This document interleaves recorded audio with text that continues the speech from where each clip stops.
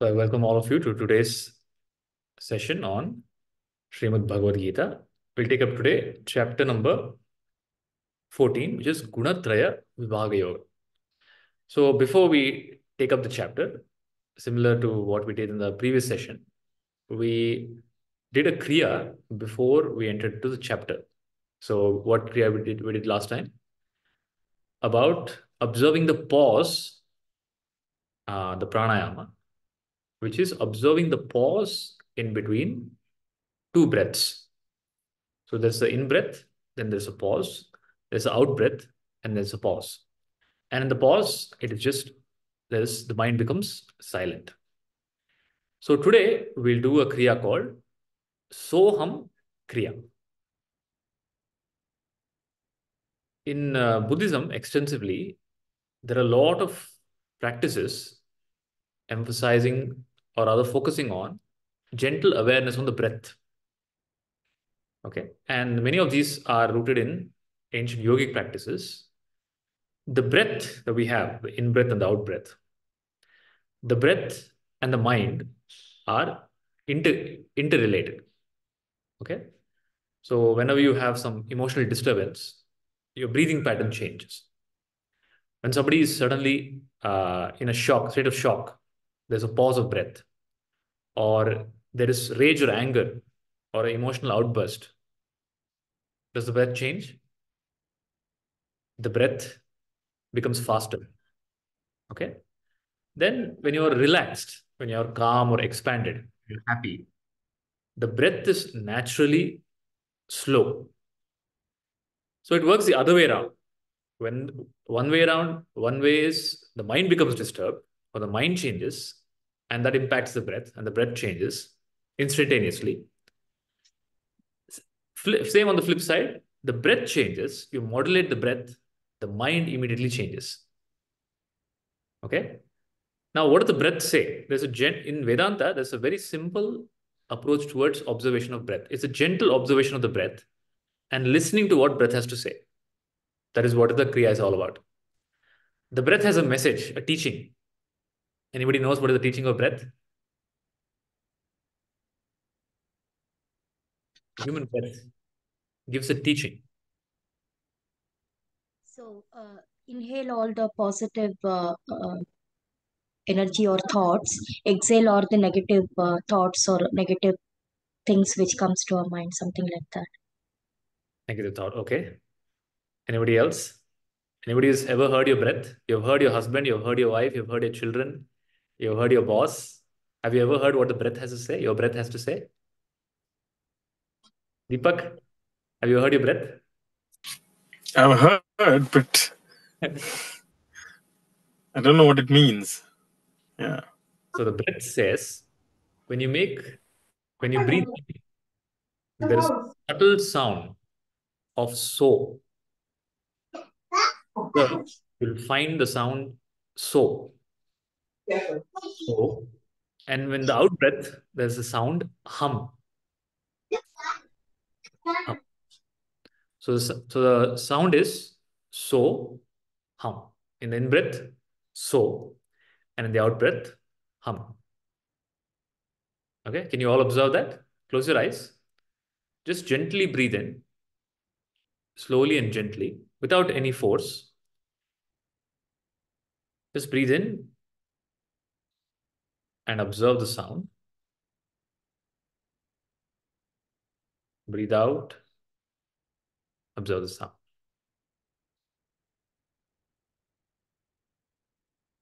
When you breathe in, there's a subtle sound vibration called so.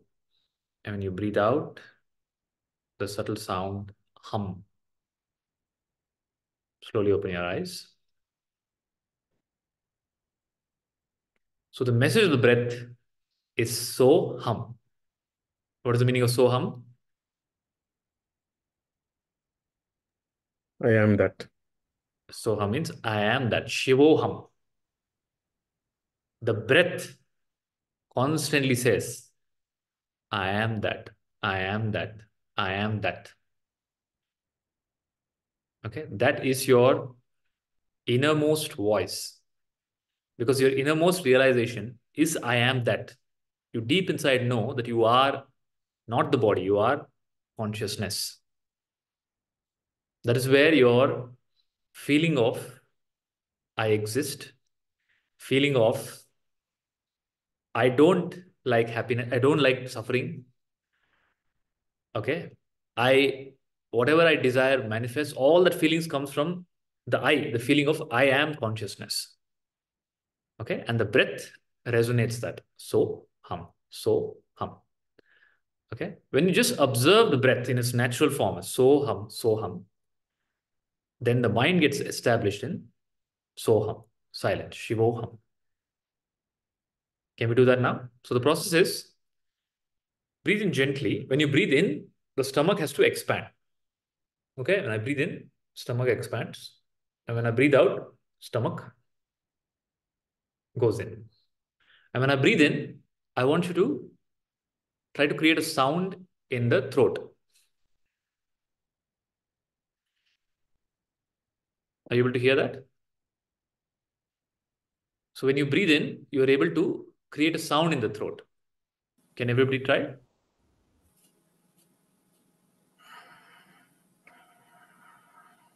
Gentle sound. Breathe in, sound.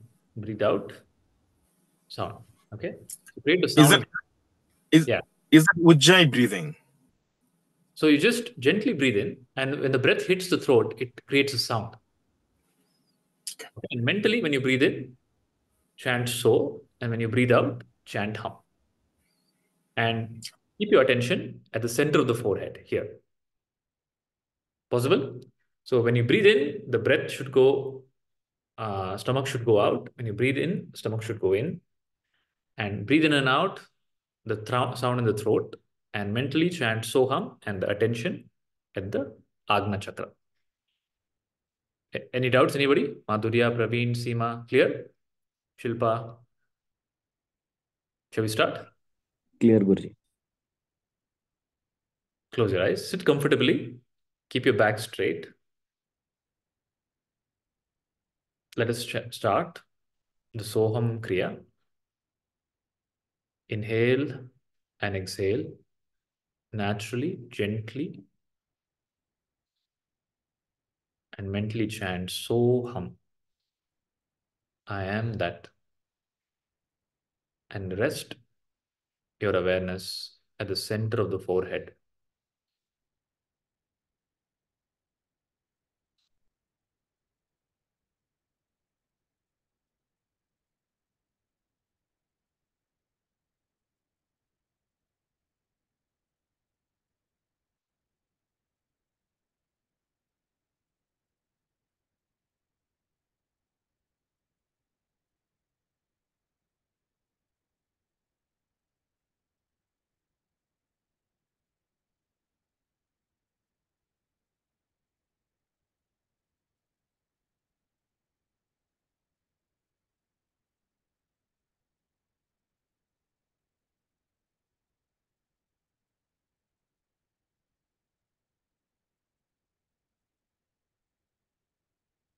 Let the breath be as slow, as gentle as possible. Let the breathing be as deep as possible. So hum.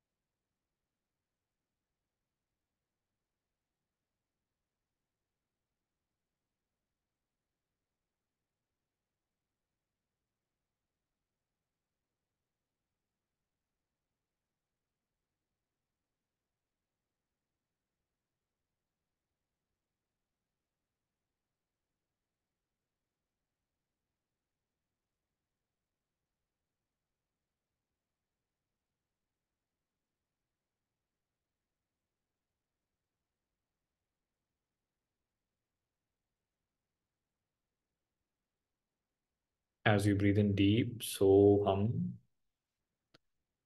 the mind becomes deeply silent.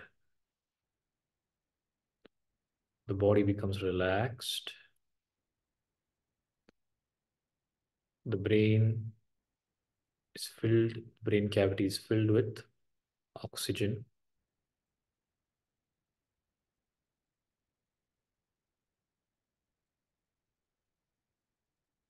Mind becomes deeply silent and tranquil. So hum.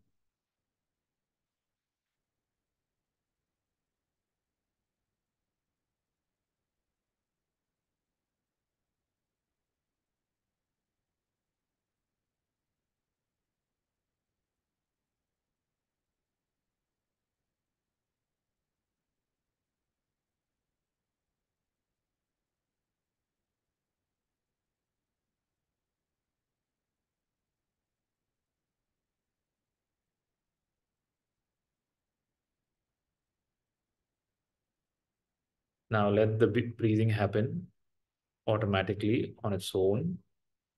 Just sit silently, becoming aware of the center of the forehead, Agna Chakra, third eye center, or the top of the head, Sahasrara.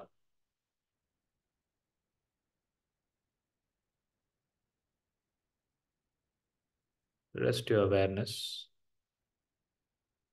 in the third eye center or the top of the head and sit silently.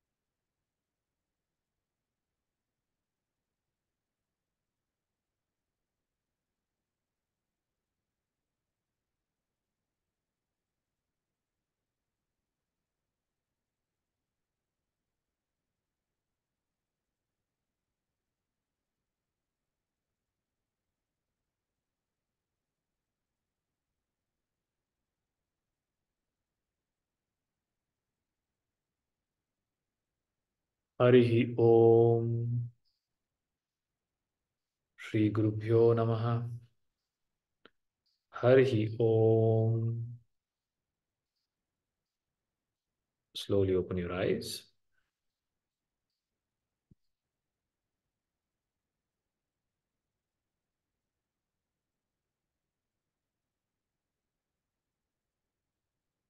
So is everybody able to do the Kriya? Shruti, what happens? Are you able to observe Soham? Yes, Guruji. Does the mind become silent? Yes. What happens? For me, those lines used to come. I'm nothing like, I think it was completely blank. Only a light at the center of my forehead was visible. It was completely. In fact, I didn't realize when you said open your eyes. I don't know. I took long time or what, but my Pramod just woke me up. Okay, so when the mind becomes deeply silent, there could be a perception of, see, what you see now with the two eyes is the gross world, physical world. Okay, the matter in its gross form, table, rock, mountain, tree, right, sky. That's a gross form. The gross has a subtle. The gross is because of subtle. The example I can give is there is a seed. If you break open the seed, you don't see anything. Okay, there's nothing in the seed. But in the seed, there is a tree. That seed planted in the ground with time becomes a tree. That means the tree exists in the seed, in the subtle form. Okay. Then there is a, behind the subtle, there is the causal, the root cause. So when the mind becomes deeply silent, the mind shifts its attention from the gross world to the subtle. And in the subtle, the universe is nothing but in its raw form of light, sound, and vibration. It is called Bindu Nada Spandam. So in deep meditative state, you'll probably, there's a vibration here or here. Okay. Or there is some vision of a light, or there is some subtle sound that is heard. It's called Anahata Nada, either Omkara, or maybe the sound of the ocean, or maybe the sound of flute. Okay. So all divine sounds. So the more and more the mind becomes silent, you move from gross to subtle to causal, and then beyond causal, which is samadhi, where there is no more perception. The mind has gone beyond creation. Okay, that's called samadhi. The mind has become equanimous. No more seeing, no more seer. It's just seer and seen merge into pure consciousness. Is it clear? So, Deepak, were you able to do the practice? Yes. What happened? It was very calm. Very I calm. was still, initially, I think I was in thoughts. A lot of things were going in my mind. Yeah, But I think, and then it became thoughtless. not less. And it was blank for me. And yeah, I just woke up when you just said, open your eyes. I didn't realize. So that will be $1 million, please. Please understand, this peace, samadhi, silence, thoughtlessness is what is sold in the spiritual market. Okay, as expensive courses, as elaborate events, ultimately to give you your own nature, which is peace. Okay, and somebody's taking $10,000, $100,000. Okay, if you have to sit so far from Guruji, 10 lakh rupees, this 10 feet radius, this much rupees. Okay, ultimately for what? For your own nature. Funny, this thing, interestingly, they did the experiment on rats. The rats typically are put into maze, okay, very complex mazes. And the maze will have electrical points, which will give shock to the rat if it goes into the wrong direction, to nudge the rat to move away from there and go into the right direction. Okay. Yeah, have you all seen rats in the maze? Okay, don't tell I am a rat in the maze. So there's the rat in the maze. The rat in the maze, they observe that if the rat is given radiation before it is put in the maze, radiation is, it disturbs the mental mind, the brain of the rat. Or if the rat is fed wrong kind of food, equivalent to what is junk food for us, if the rat is fed wrong kind of food, which again increases different chemicals in its body, okay, and or if the rat is exposed to tremendous fear and put into the maze. In these scenarios, the rats, they try to, first of all, they don't try to move from where they are. First observation. Second is they slowly move and they get electrical shock. And when they get electrical shock, they just stay there and they die. They just wait there and they die.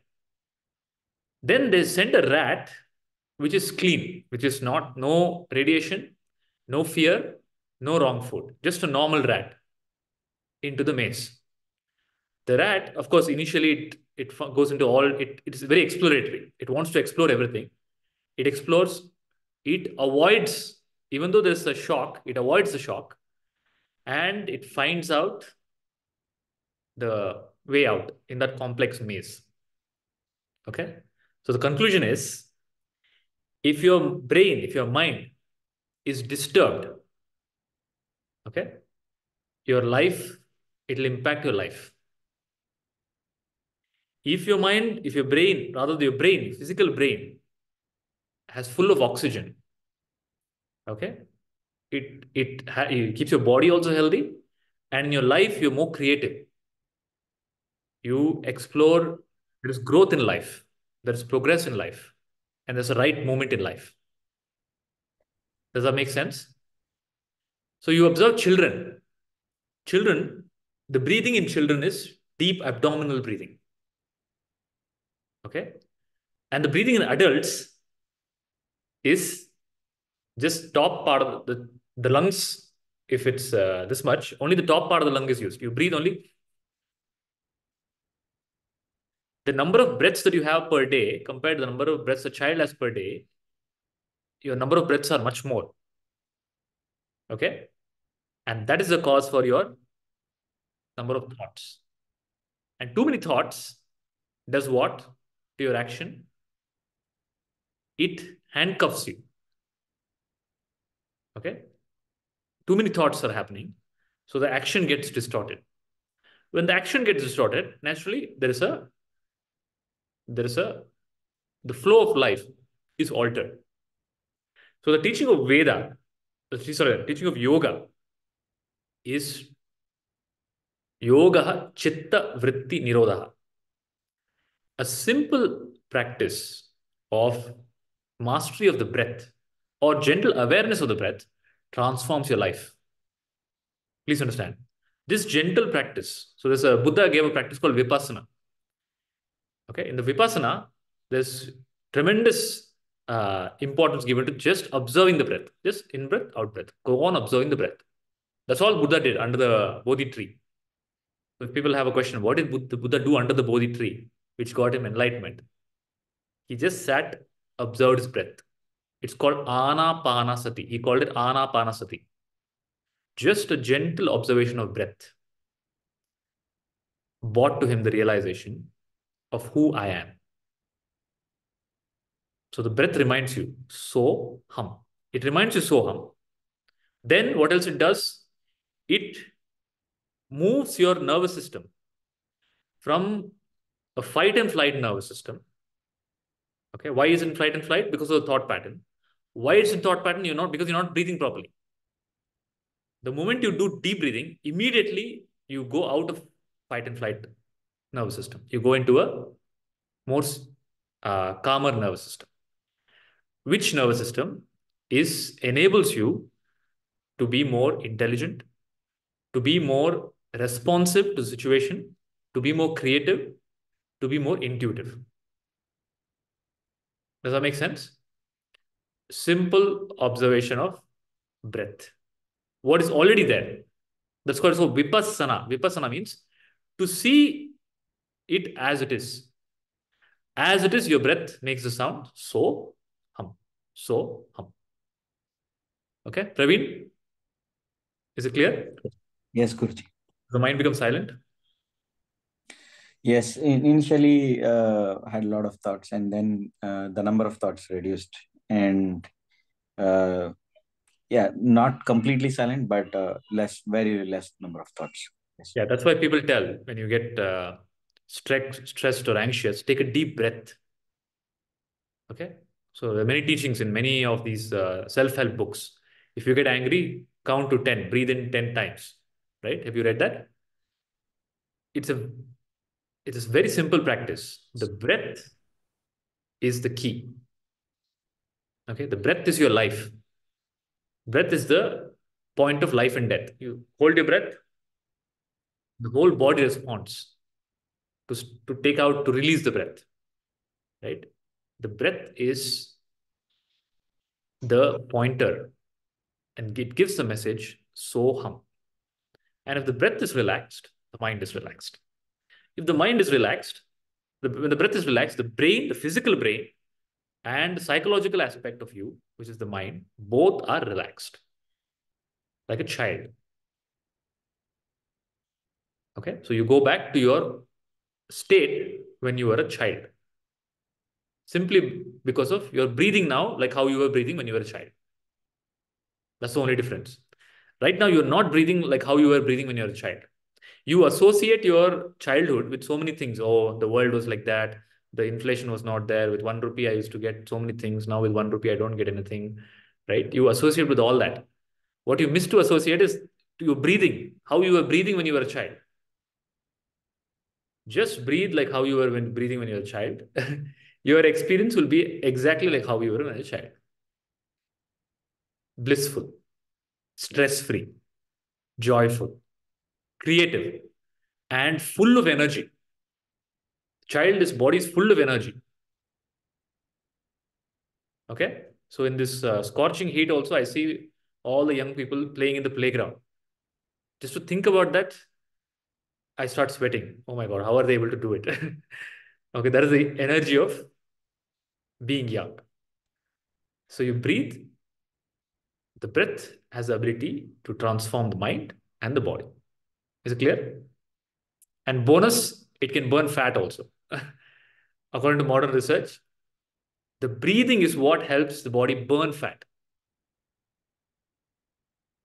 So you have multiple benefits, enough reasons to breathe properly.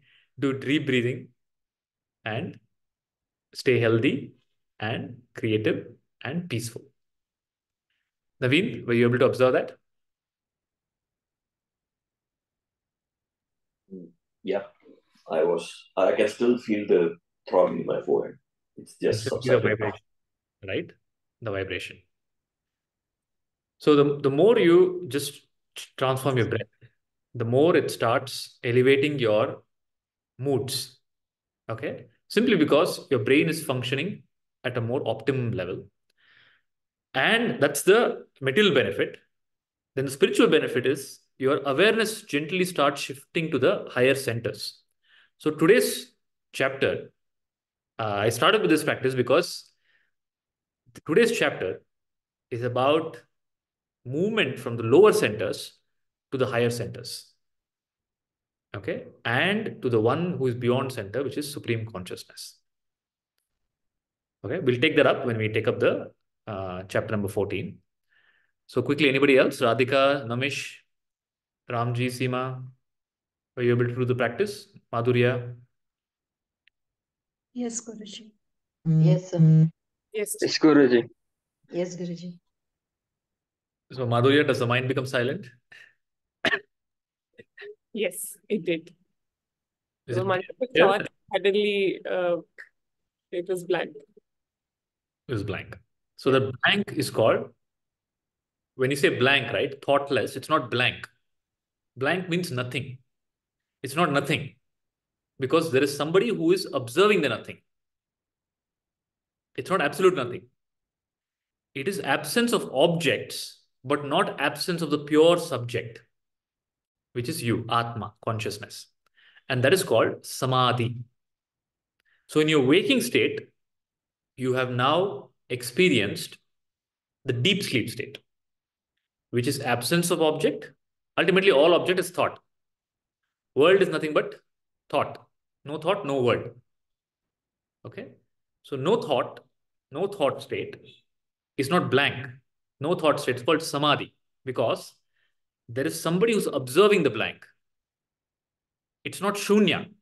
It's not nothingness. It is pure awareness. Is it clear? Yes. So Radhika, you're able to observe? Okay, we'll need that because it's clearing the glare. Yes, Guruji, during that practice, as you mentioned, I could understand that breath is the only point which is connecting me to this world. I don't know how to put it in words. Like if we stop our breath, I mean, at one point of time, I was scared to even, whether I will be able to wake up from that state because I was so deep into it.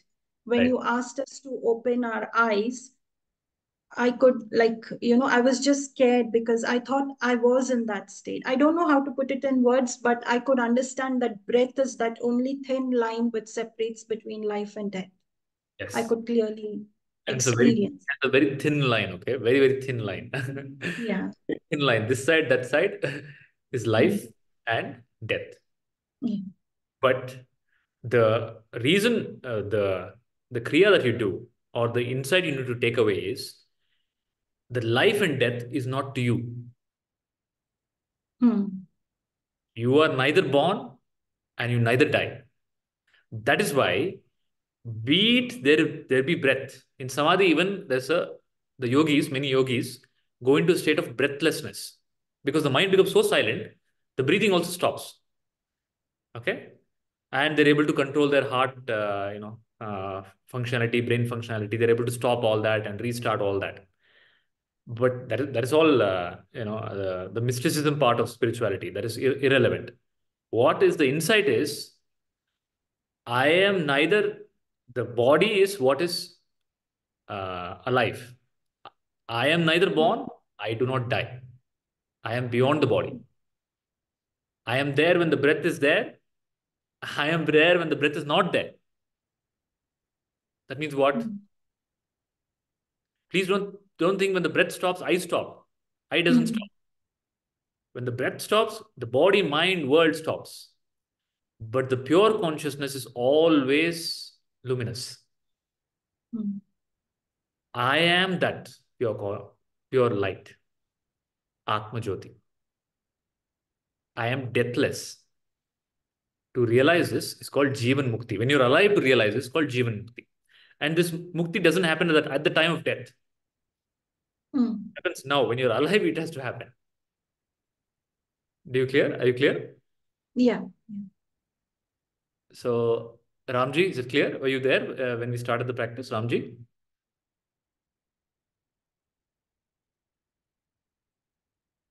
So, Ramji earlier today sent a message to me which increased my energy Sorry, tenfold. I'm there. I took a while to unmute it.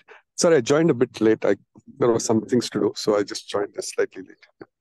Okay, so I was just telling everybody that Ramji sent a message earlier today about his daughter has written some insights of what she has understood in spirituality. And she has written, I am not the body, I am not the mind, I am not the intellect. And that increased my energy tenfold for today's session. So thank you for sharing that, Ramji. How old is your daughter? She's in year 7, so she's around 11, 12. Okay, very nice.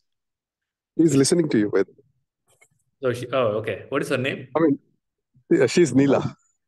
Neela. I remember. Yeah, she had come to the session. Yes, yeah, she's listening to you. I mean, she's doing something else, but she's also listening to you. So Neela, what made you write that? Pardon?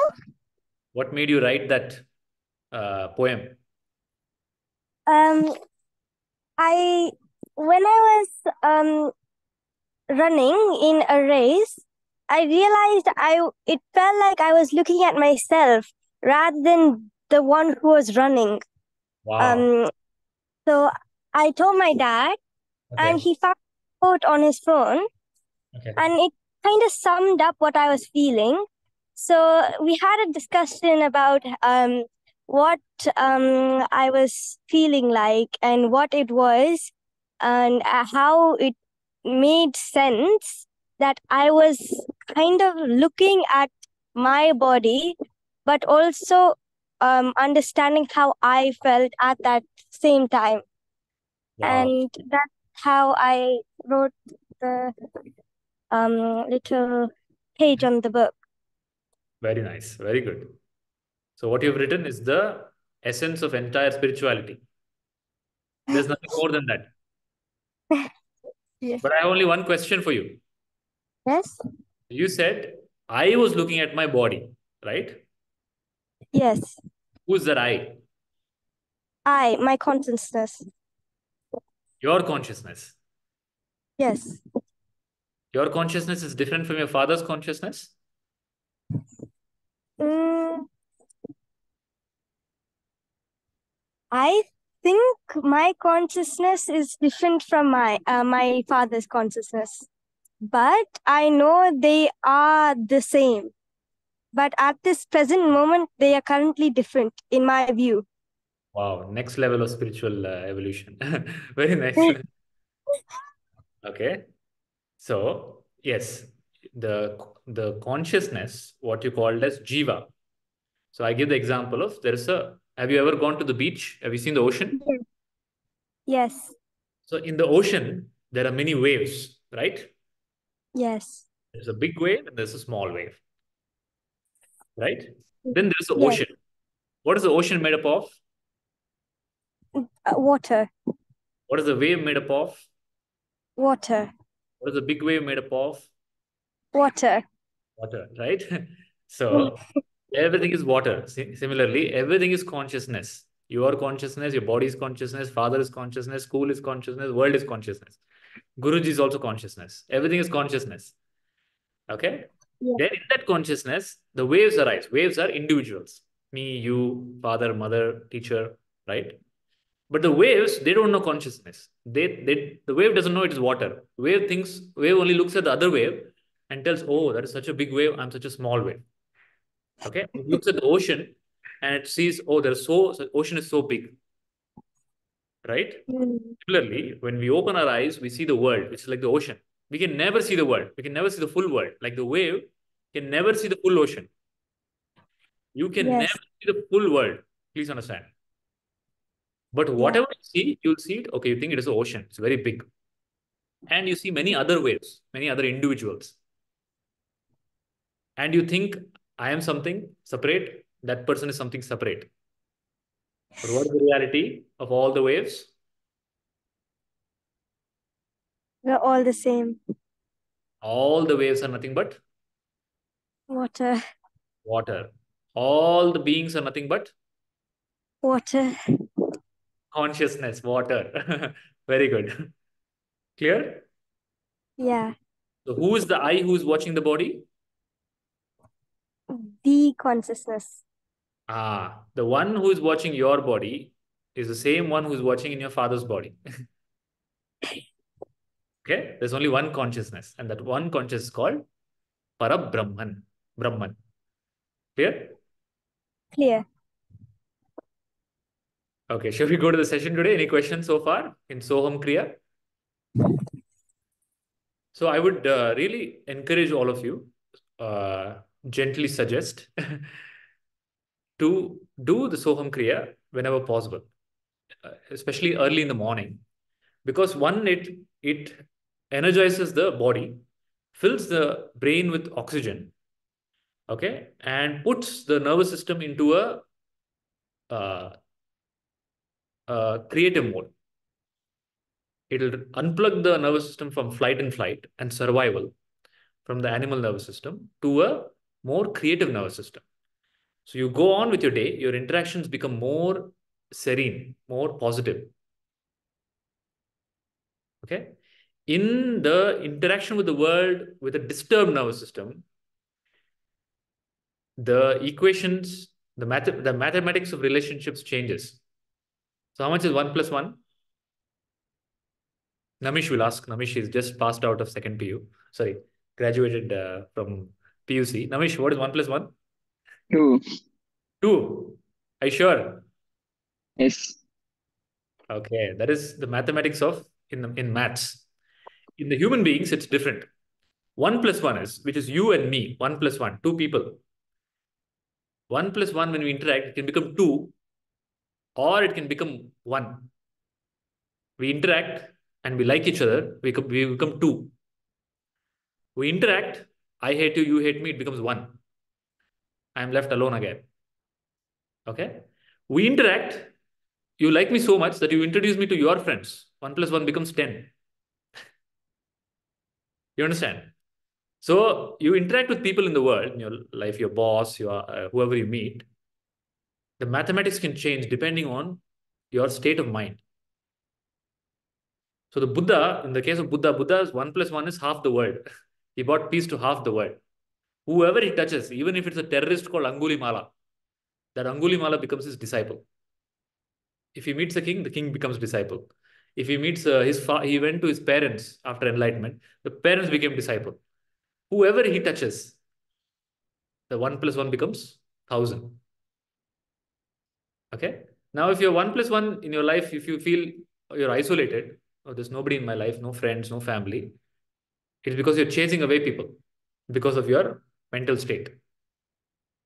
So the more peaceful and joyful you become, that equation changes. 1 plus 1 becomes 10. Does it make sense? Okay. Let us start today's session. I'll just share the screen. Okay, today's session is chapter number 14, Gunatraya Vibhaga Yoga. Okay, so we've been taking up for whoever joined now to the Bhagavad Gita. So there are two parallel streams going on. One stream is Gita Jnana Yajna, which is today's session, part of that. We have 5 more sessions left, the 18 chapters in the Gita. And the other stream is Atma Darshana classes. Atma Darshana classes is the where we directly go into inquiring into who am I. So for Madhurya, Namish, I'm just mentioning this so that you know that even if, because you've not attended this Gita sessions, it's fine. The parallel stream is Atma Darshana Yoga, which is focus on self-inquiry and going directly into the inquiry of who am I. Okay, this is Gita Jnana Yajna. We'll complete the Gita Jnana Yajna in a few more sessions by I think mid-June. So today's chapter, there are 18 chapters in the Gita, and today's chapter is Gunatraya Vibhaga Yoga. So the entire message of the Gita can be summarized as Tat Tvam Asi. Okay, the message in the Chandogya Upanishad. What is Tattvam Asi? Tat means that, water. Tvam means Jiva, you, wave. Asi means are. The wave is nothing but water. The Jiva, you, are nothing but Tat, consciousness, Brahman. That is the message of Chandogya Upanishad. That is the message of the scriptures. And that is a message that Sri Krishna brings to Arjuna through 18 chapters. Okay. Now, the 18 chapters are broken down to 3 parts. Chapter 1 to 6 are about Tvam, Jiva, individual. Chapter 7 to 12 is about Tat, Ishvara, Lord. And chapter number 13 to 18 is about how the Jiva and Ishvara are one. The individual and the consciousness is nothing but one reality. So that you are is the message of the Bhagavad Gita. And this message has 2 parts broadly. So we have 2 aspects. One is there's an intellectual aspect, thought, and there is a emotion and feeling, heart. So heart and head. So heart is also chitta, impressions, are likes and dislikes and programs. So spirituality is about purification of the heart and clarity to the intellect. So clarity that I am consciousness, I am not the body, and some amount of mastery of our impressions. So a combination of this, which is purification of the heart, which is called yoga, and mastery of and clarity of the intellect, removing the ignorance in the intellect, which is called Jnana. Jnana and yoga is the message of the Bhagavad Gita. So Krishna is called Jnaneshwara. As Jnaneshwara is giving the teaching of Jnana, Atma Jnana. You are not the body, mind, intellect. You are consciousness. And as Yogeshwara, he gives the teaching of, in the first 6 chapters, essentially the teaching of Karma Yoga, because you're identified with the body, You're already identified with the mind. You're identified as an individual. The path given is Karma Yoga. And the Karma Yoga purifies the heart, Chitta. Then from 7 to 12, it's the next level of purification. It is understanding the totality. And Upasana.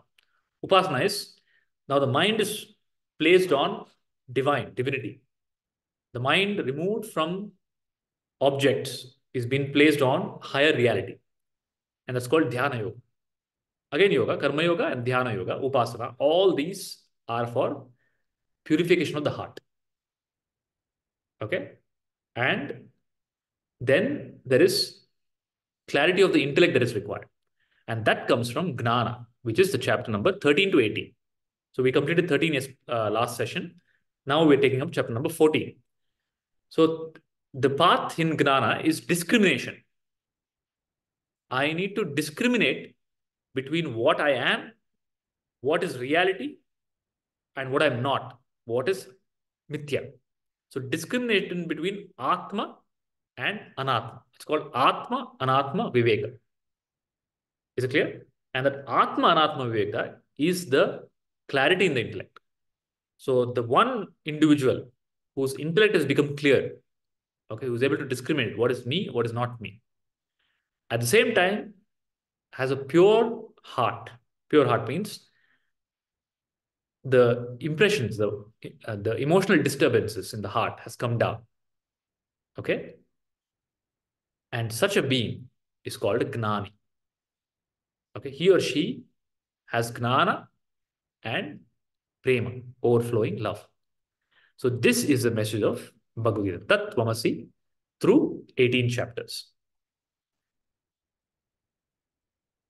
So you all see the picture here? What is this? What do you see? Namish? Old man. Old man. Okay. What else do you see? Madhurya?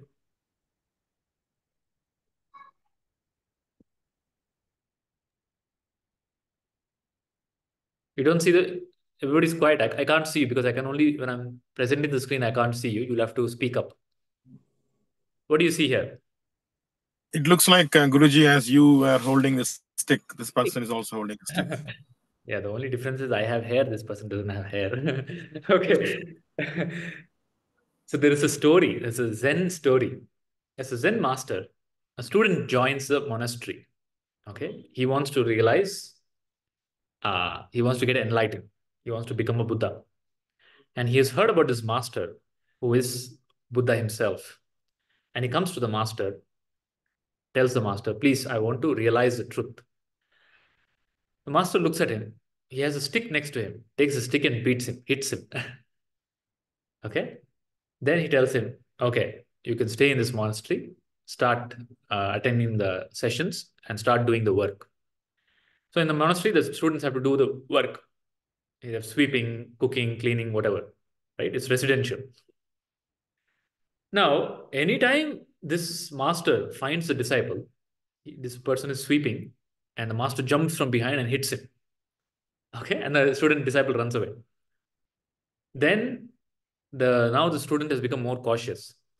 First, he looks around. Is the master there? Then the master is not there. Then he comes and sweeps. Okay. Then in the kitchen, he's cooking something, cutting vegetables. The master comes from behind and hits him. And he runs away. Next time when he goes to the kitchen, first he'll look around. Is the coast clear? The coast is clear. Then he goes and cuts the vegetables. So he goes on. Wherever he goes, the master tries to hit him. Now the master is not able to catch him during the daytime. Then when he goes to bed, when he's about to sleep, there the master comes and hits him. Then again the student runs away. Okay. Now the disciple, he becomes so alert that even when he is sleeping, if he hears the footsteps of the master, he gets up and he runs away. Okay. And it's been many days and the master is not able to catch him. Okay. He's not able to give a beating to him. Then the master calls the disciple, please come. Okay. Then the disciple tells, no, I won't come. You'll hit me. Then the master promises, no, I won't hit you. Please come. The disciple comes close to the master. The master says, you have attained now. You can go.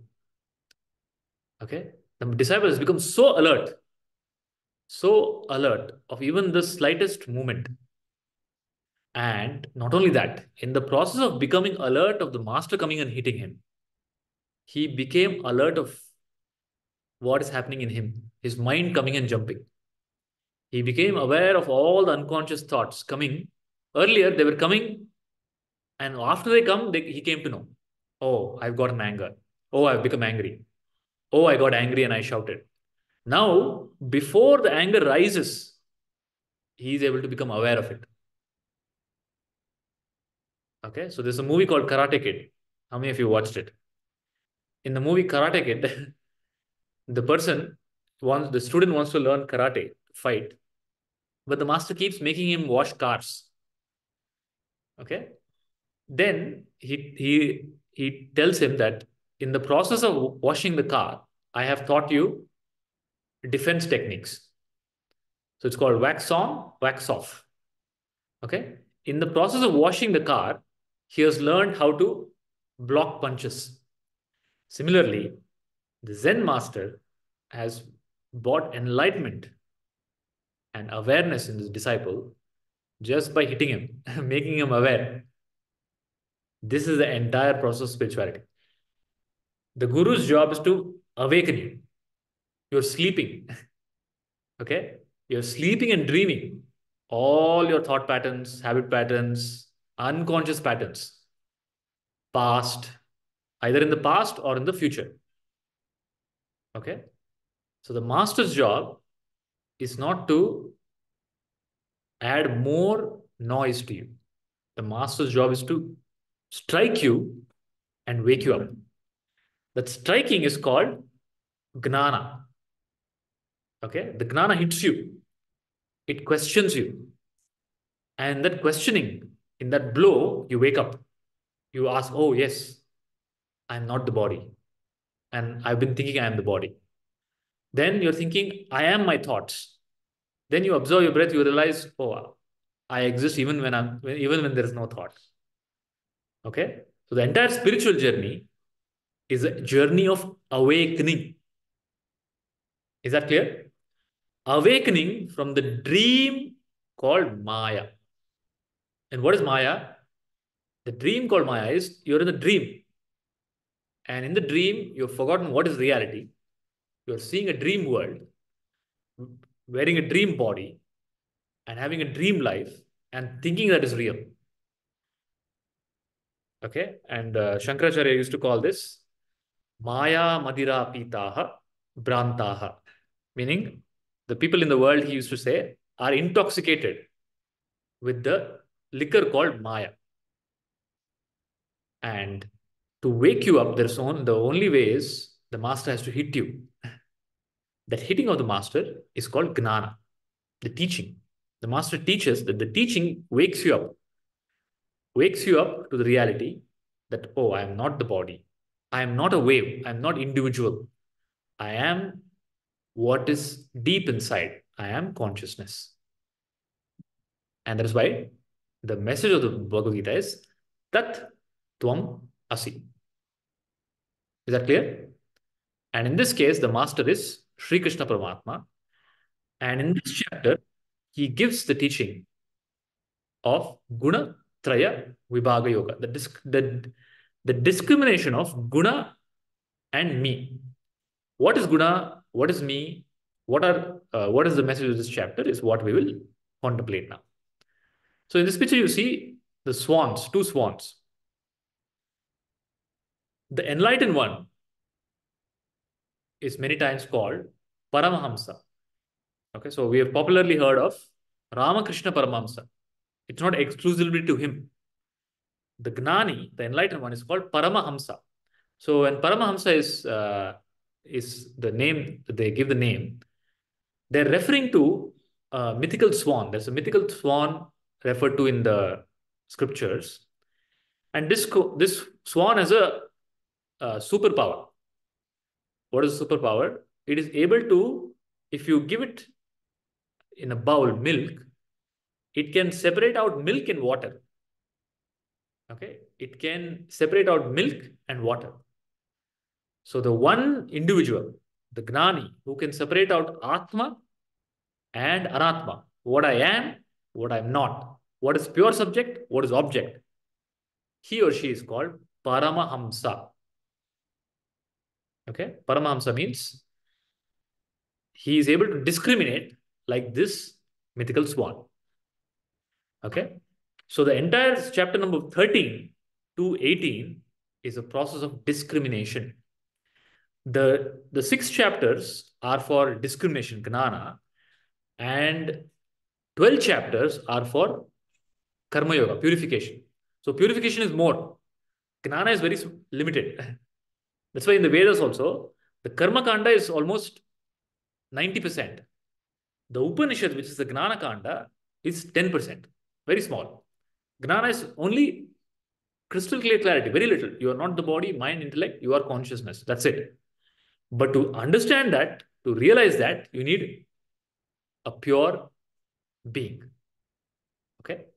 And once the purification is complete, then the master gives a teaching of discrimination, Vibhaga.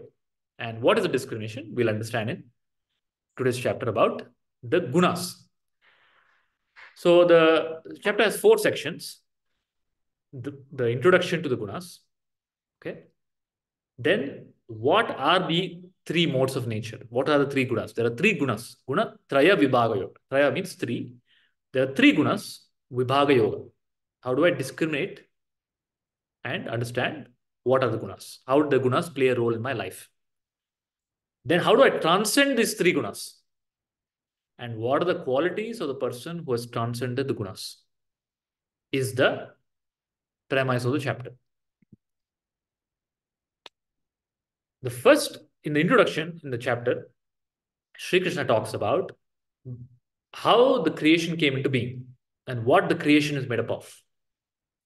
Okay? The creation is Shiva and Shakti, Purusha and Prakriti, or what is called as consciousness and matter. So you see here, Purusha, which is consciousness, pure consciousness, and Prakriti, which is matter. And the Prakriti is what matter? Prakriti has twofold matter. One is, there is a aham vritti. It has a vritti. Vritti means thought pattern. There is a aham vritti and there is a idam vritti. So when you wake up, you get 2 vrittis. I and other. The I is called aham vritti and the other is called idam vritti. Okay? And the idam is mind, other. Aham, idam. In pure consciousness, it is beyond aham and idam. It is just pure I, pure awareness. It is just a witness. Okay? So there's consciousness, which is pure. And then there's matter, which is the appearance in consciousness. Now, what is connecting these two? They can never get connected. Okay? It's like the sky and the earth. They never meet. They can never touch. But in our case, because we're animated, we're alive, we feel we're alive. That is because of consciousness. And the body-mind, it belongs to nature. Now, what is connecting the body, which is inert, the machine, which is inert, and the consciousness, which is eternal, which can never meet, but they are meeting in this body. And I am that phenomena. I exist as a human being because of consciousness, a combination of consciousness and matter. Okay? 2 things that can never meet are meeting in me. How? You see here in the picture. How? It is because of buddhi, intellect. The bridge between consciousness and matter is the intellect. Because in the intellect, in my intellect, is where the consciousness reflects. And I am able to see the world, perceive the world, and make sense of the world. So intellect connects the matter and consciousness. And in process of connecting, the intellect doesn't understand consciousness. It only looks at matter because it is operating through the sense organs. It is there's cognition. Okay, there is emotion, and then there's action. in the process of cognition through the sense organs, in the process of experiencing emotion, and in the process of acting in the world, the intellect forgets consciousness. One side of the bridge, one side of the shore.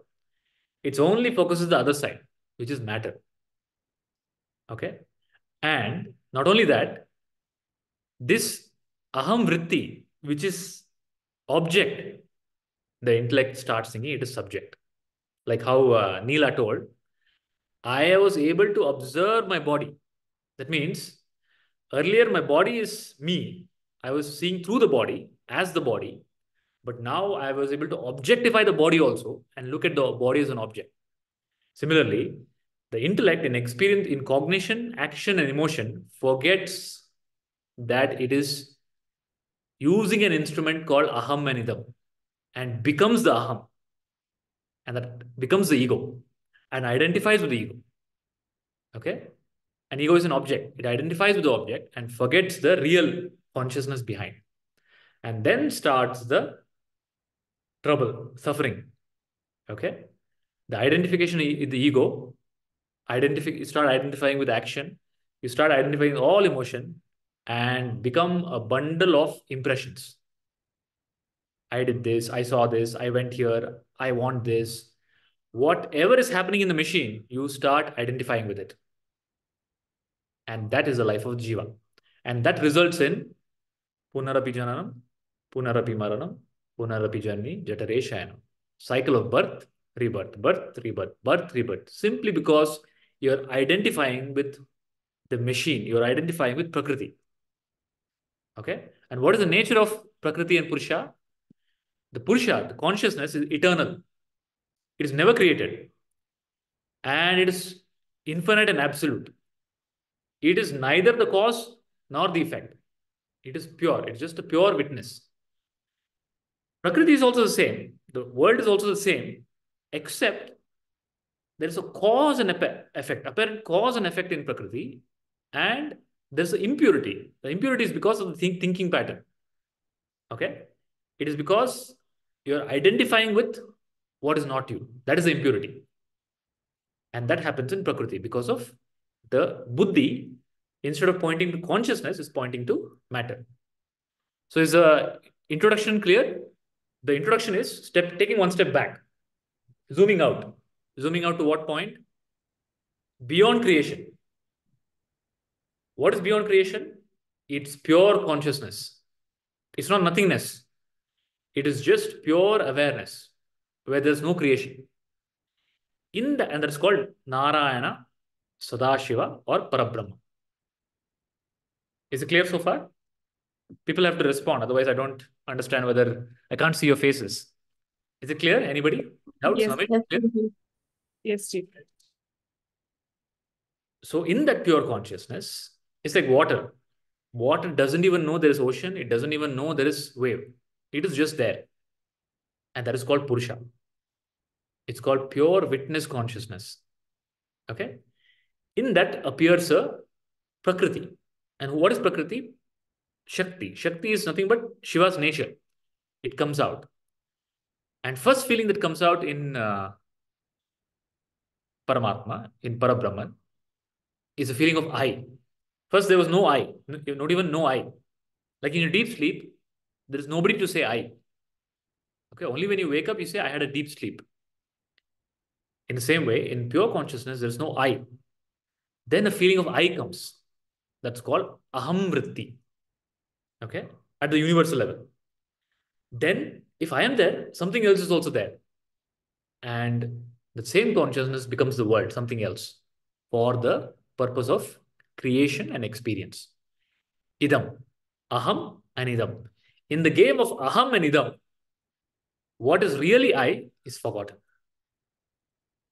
Okay? And that starts the creation process and the spiritual journey eventually to go back to the real I. Is it clear? And how does it trickle down? So in this chapter, there is an explanation of how this trickles down. So Purusha and Prakriti at the highest order. Then comes the Mahat Tattva. Mahat is, there's a first a universal mind is created. So the example I can give is you go to sleep. Okay. When you sleep, you withdraw from the waking world and you go into a dream world. Now, for the dream to appear, there should exist a mind which can become the dream. Okay. Here, Mahat is that. It's a universal mind, that which becomes the total world, the entire world. Similarly, how your mind becomes the dream world, in the same way, God's mind becomes the world. And that God's mind that becomes the world is called Mahat Tattva. Is that clear? And that Mahat Tattva creates a dream space and then dream objects. Okay? And dream bodies and enters the dream body to experience the dream world. Okay? And that Mahat Tattva then becomes Ahankara or ego. And the ego becomes threefold Ahankara at the universal level: Sattvic, Rajasic, Tamasic. And the Sattvic Ahankara becomes the instrument of cognition and instrument of action. It's called Gnanendriya and Karmendriya. Your eyes, ears, nose, tongue, skin is the instrument of cognition. And your hands, feet, speech, genitals, they're all organs of action. So what became the body is the same consciousness that trickled down as the body and the sense organs as Sattva Guna. And Rajoguna becomes action.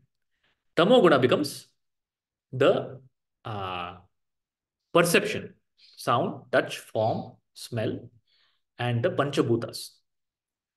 Okay? So pure consciousness where there's nothing appears a universal mind, like your dream mind. Then appears dream world. And the dream world is made up of what? It is made up of Panchabhutas. Okay? 5 elements. The body is made up of sense organs, organs of action. And all of this is because of that pure consciousness, which was beyond gunas, appeared as 3 gunas: Sattvic, Rajasic, Tamasic. Okay? So this is at the universal level. Now we will go into understanding how the same combination of Sattva, Rajas, Tamas starts operating in our life as an individual life. And the explanation given now is to identify what mode I am predominantly operating from. Okay, am I more sattvic? Am I more rajasic? Or am I more tamasic? Or am I beyond gunas? It is like a self-evaluation matrix to understand which bucket I fall into. Do I fall into sattva? Do I fall into rajas? Or do I fall into tamas? Okay, understanding this helps you, if you're in tamas, helps the person who's in tamas to move from tamas to rajas, from rajas to sattva, from sattva to beyond gunas. What is sattva, rajas, tamas? We'll explore now. Okay, so this was an introduction that Krishna gives. He tells, Sarvayonishu Kaunteya, Murtaya Sambhavantya, Aham Bija Prajapitaha, Sarvayonishu Kaunteya, Murtaya Sambhavantyaha, Tasmad Brahma Mahadhyonir Aham Bija Pradapitaha. So what the message here is, whatever you see in the world and the world itself, I am the one who is the root cause of it. Like the water, although it doesn't recognize the ocean or the wave, it is the cause for the ocean, the wave, the bubble, the whirlpool, the foam, everything. In the same way, Paramatma, Supreme Consciousness, is the cause. How he becomes the cause? He becomes the Mahat Tattva. He becomes the universal ego. Okay. Then he becomes Sattvic ego, Rajasic ego, Tamasic ego. And the Sattvic, Rajasic ego of pure consciousness is also called as, the Sattvic Ahankara is called as Brahma, creator. Rajasic Ahankara is called as Vishnu. Tamasic Ahankara of Lord is called as Shiva. Okay. And each of them have different function. Brahma's job is to create. Vishnu's job is to sustain. Shiva's job is to withdraw, destroy. at the universal level. But what we want is how this impacts our life at an individual level. Now, that is the next chapter, shloka number 6 in the chapter. So before I go to Sattva, Rajas, Tamas at an individual level, so far is it clear? Any doubts at the universal level? Guruji, I have one question. Like, where does buddhi come in the equation? In the previous slide, you showed, So Purusha plus Prakriti. Yeah. Purusha, Prakriti. Manas, Buddhi, Ahankara are the it's at the individual level. This is the universal. Now the body is created, then the same Prakriti becomes Manas, Buddhi, Ahankara. Oh, okay. And starts experiencing the life. The Buddhi is the instrument in which consciousness starts reflecting. I'll come to that. The next part is that answer to the question.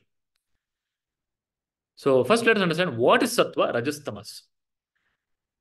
So there are three people here from the Itihasa of Ramayana, history of Ramayana. There's Vibhishana, Ravana, Kumbhakarna. There are three brothers. Vibhishana is also Asura, but he's Sattvic in nature. Ravana is Rajasic, action, law filled with action. Kumbhakarna is a representation of Tamasic, eating, sleeping. Okay, Sattvic is a pure mind, probably devoted to the higher. Also, more probably after knowledge and mental pleasures.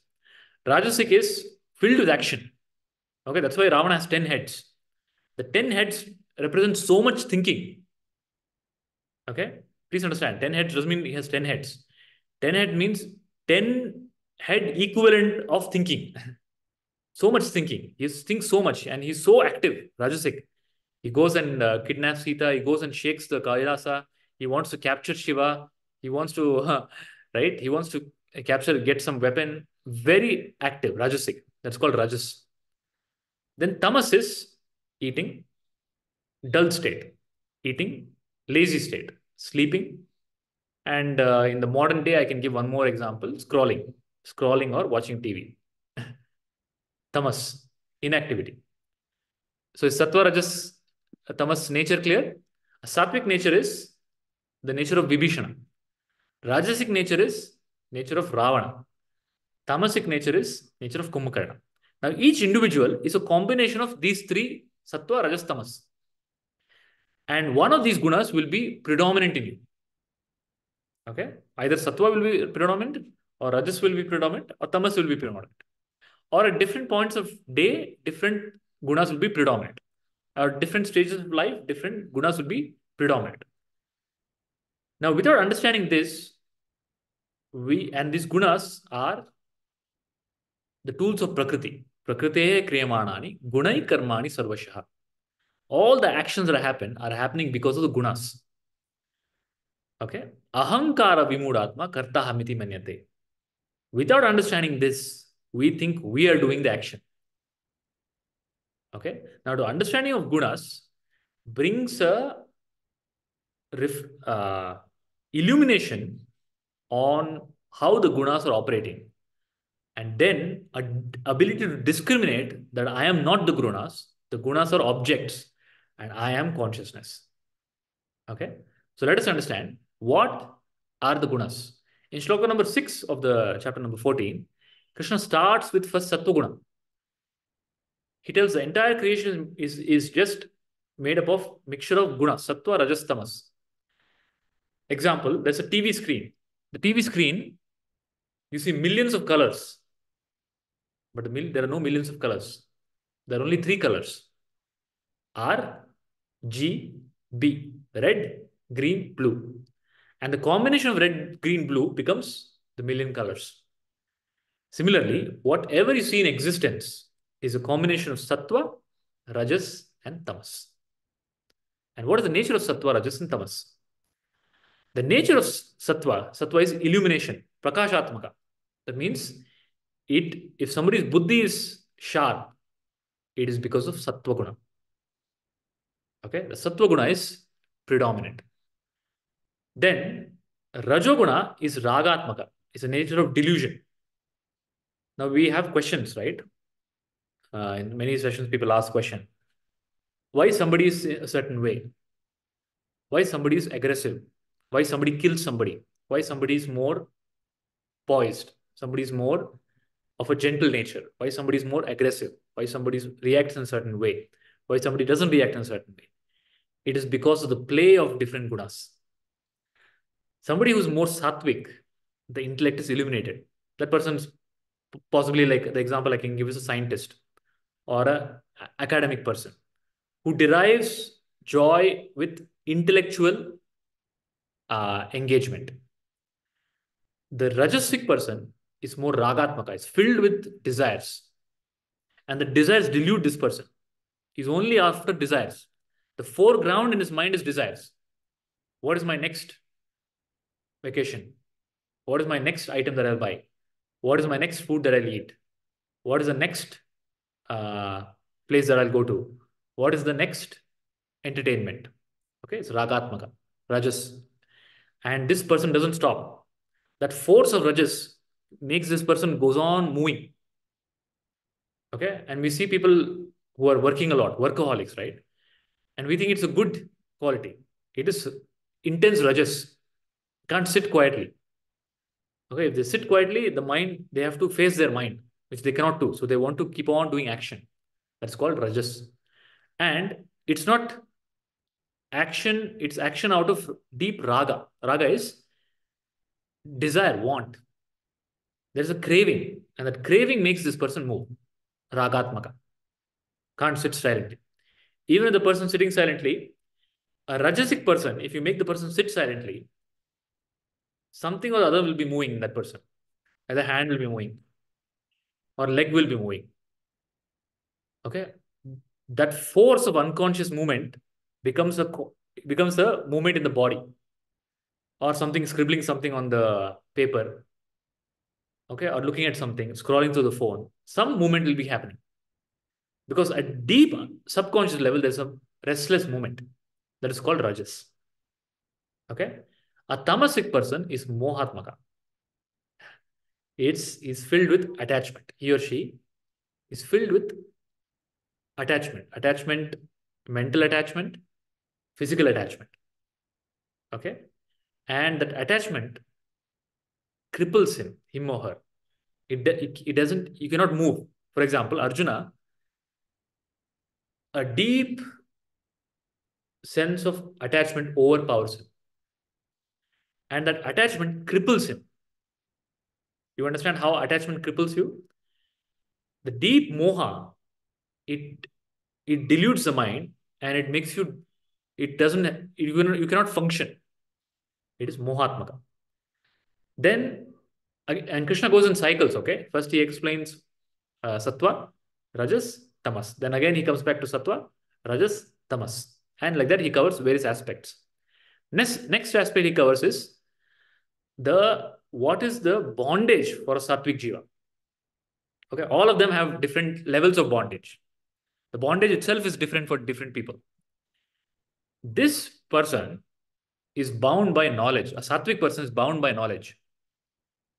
The sattvic person does courses after courses. Okay, degrees after degrees. He's hungry for knowledge. I want to get more and more knowledge, more and more knowledge. His bondage is knowledge. You understand? The sattvic person his mind is moving after knowledge because he derives joy out of knowledge. And that sangha is with Jnana. Degree after degree. More and more I have to study, more and more I have to study, more and more I have to know, more and more I have to fill myself with knowledge. So he or she wants to accumulate knowledge. The Rajasic person wants to accumulate through activity. This person wants to go on doing. His bondage is action. He's bound by action. Meaning if you cut the supply of action, if you make him sit silently, him or her cut the action, he becomes restless. Okay? Disturbed. The sattvic person, if gnana is taken away, if knowledge is taken away, he becomes disturbed. Some of the other knowledge go on. It's called buddhijeevi, intellectual, buddhijeevi.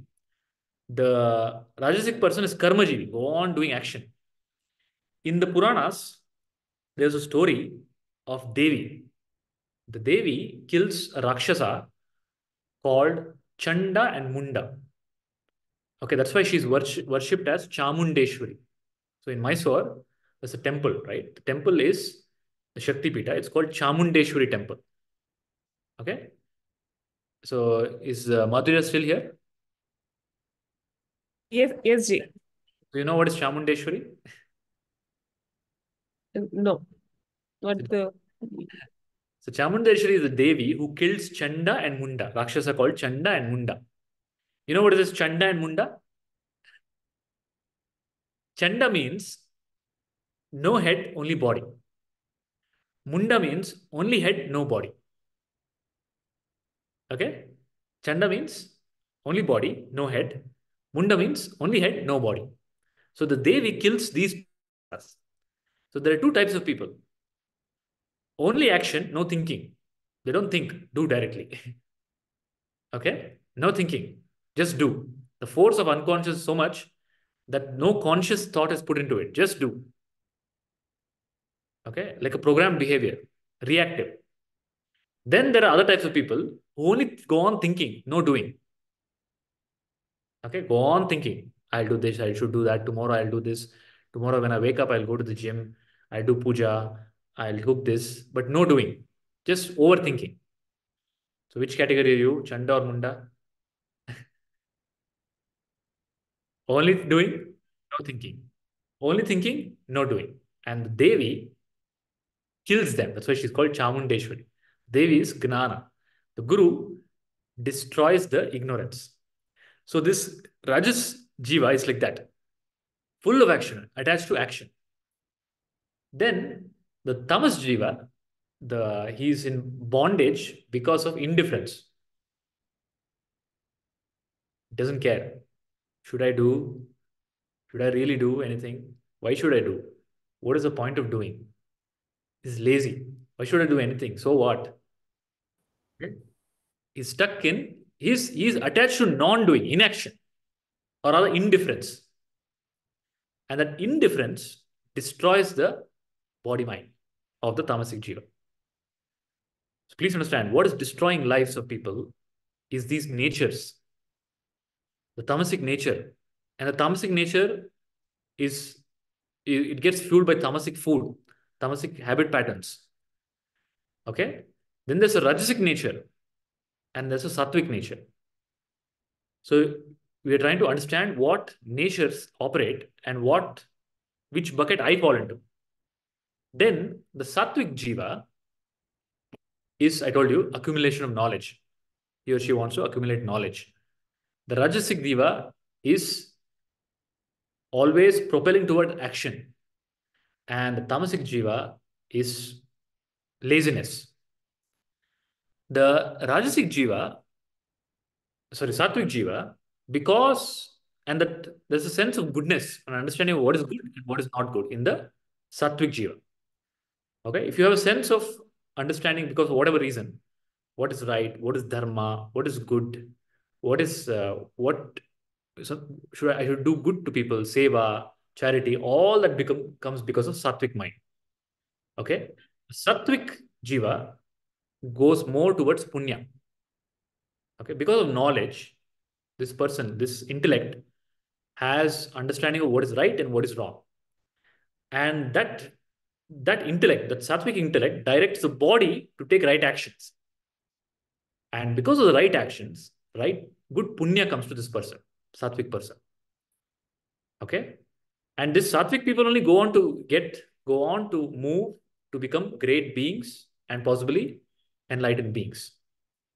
But the journey starts because of the punya that they've started accumulating because of the right knowledge that they've got. Then the rajasic person, shloka number 16 to 17, Krishna tells, he accumulates suffering. The sattvic guy accumulates punya, this person accumulates dukkha, suffering. Because whatever action this person is doing is not satisfying this person. There's perpetual dissatisfaction and there's continuous action. And the dissatisfaction, this person expects to be satisfied because of the action, and it's not happening. No action that this person is doing is satisfying this person. And in turn, it's increasing this person's greed, more and more greed. Okay? More greed, more dissatisfaction, more dukkha. The cause of dukkha becomes his perpetual dissatisfaction. And the tamasic person is ignorance. He remains in ignorance because he's not moving at all. He's not taking any direction. Okay, he's like a stagnant boat at the harbor.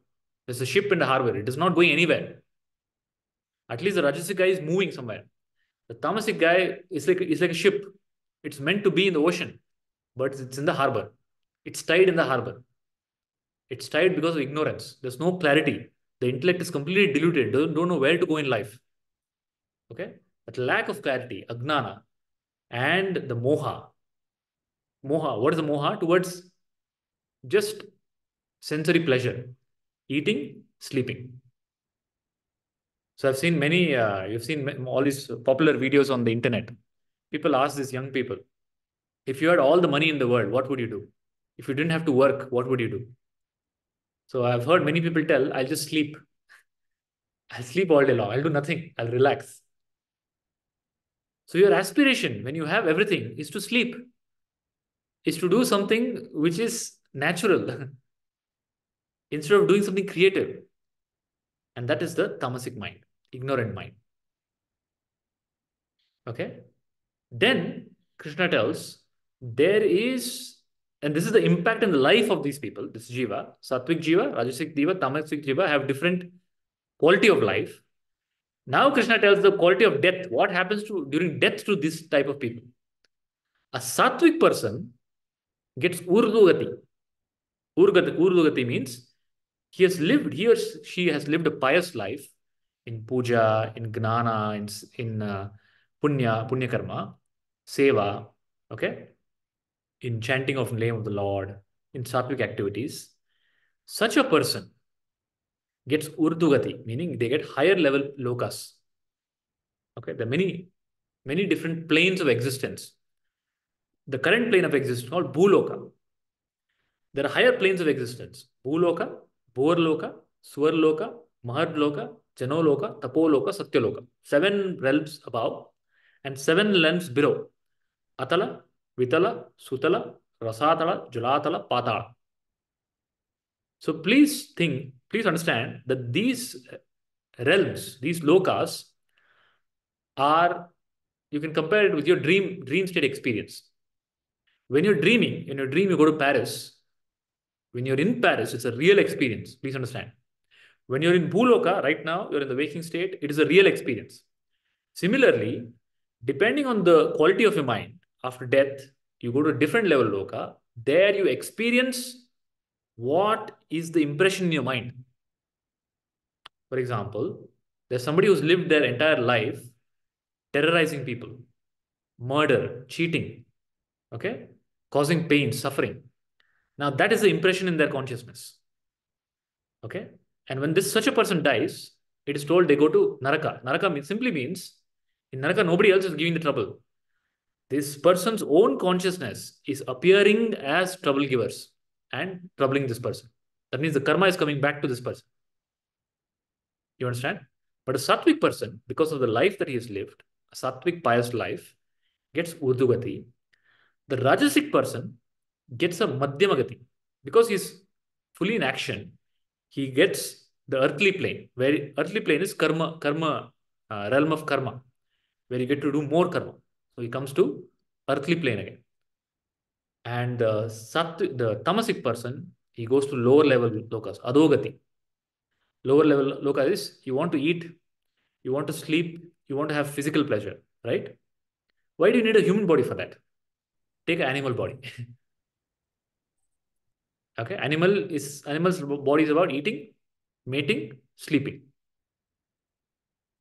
So it's called adogati. So at the time of death, depending on the predominance of what guna is there in the mind and what has been your life throughout, that determines what will be the next cycle, next body. If you have lived your life in seva, gnana, shuddhi, punya karma, then there's uttamagati, urdhvagati. Lived a life chasing desires through actions, then you put in the realm where you continue that. That is earthly plane. Then, if you have lived your life like an animal, tamasic, eating, mating, sleeping, you are born, the tamasic jiva is born as an animal or lower level realms. So, Krishna gives a overview of sattvic, rajasic, tamasic jiva. So, what is your nature? Is it clear? Now, from the yogic point of view, now how this impacts our life? The tamasic person, if you're tamas, how do I know whether I'm sattvic, rajasic, tamasic? What is my nature? We have 6 centers in the body. Okay, Mooladhara, which is at the bottom of the spine. Manipura, just 2 inches below the navel, the the belly button. Then Swadhisthana, Manipura, which is stomach. Vishuddha, which is heart center. Vishuddha, which is throat center. Anahata, which is heart center. Agna, which is third eye center, and Sahasra. So there are 6 centers, and 7th is Sahasra, which is not a center, which is enlightenment.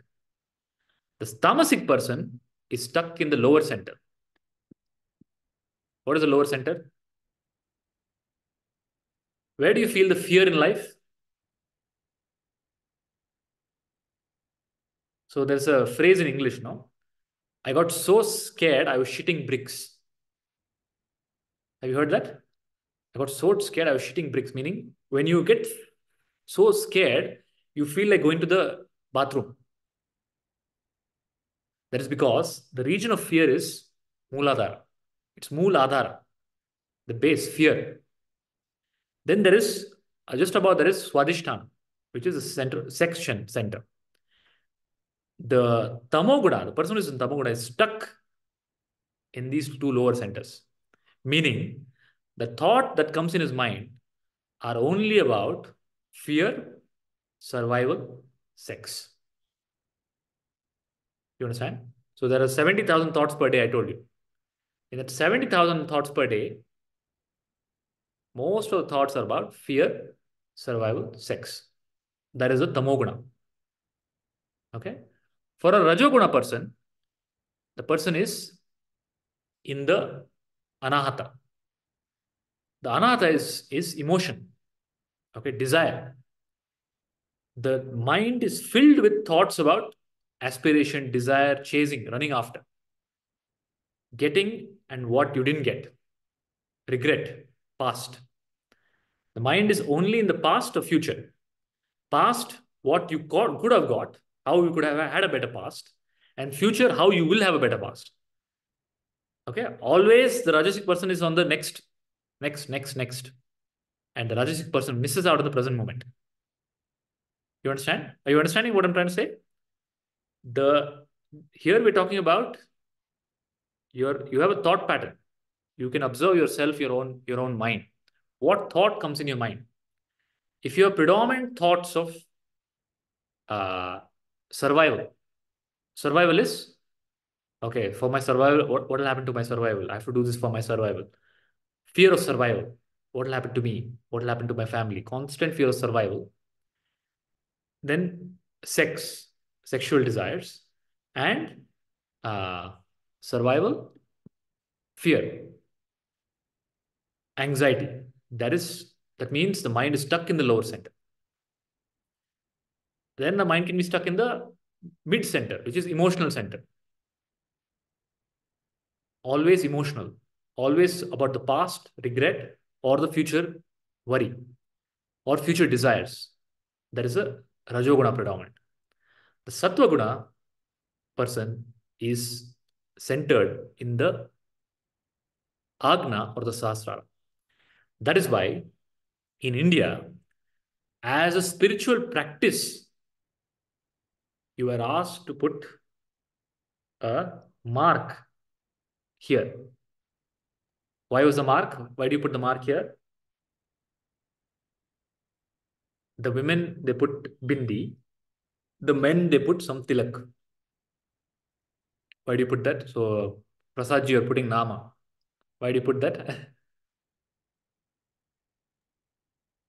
To constantly remind you of the higher state. What is the nama called? Urdhva Pundra. It's called Sri Charan, right? Yeah. Urdhva Pundra. It is because it is a spiritual practice prescribed to take your attention to the higher center so that you will operate out of that center. So that you move out of survival and emotion and get established in higher evolution. You understand? So the most simplest way, simplest technique is put a mark there. Because our mind only understands what is gross, right? So it's a reminder to keep your attention here. And that is called, that's also called yogic practice called Shambhavi Mudra.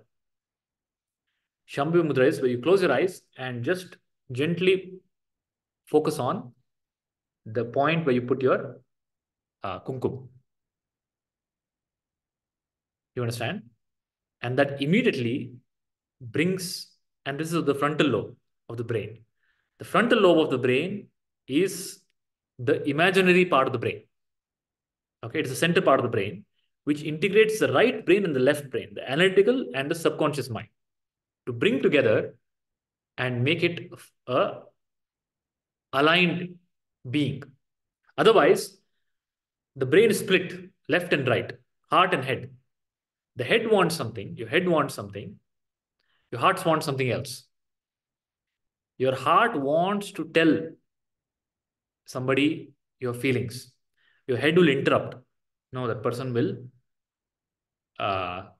misunderstand or something else will happen. It goes on given logic. And ultimately, you take a decision.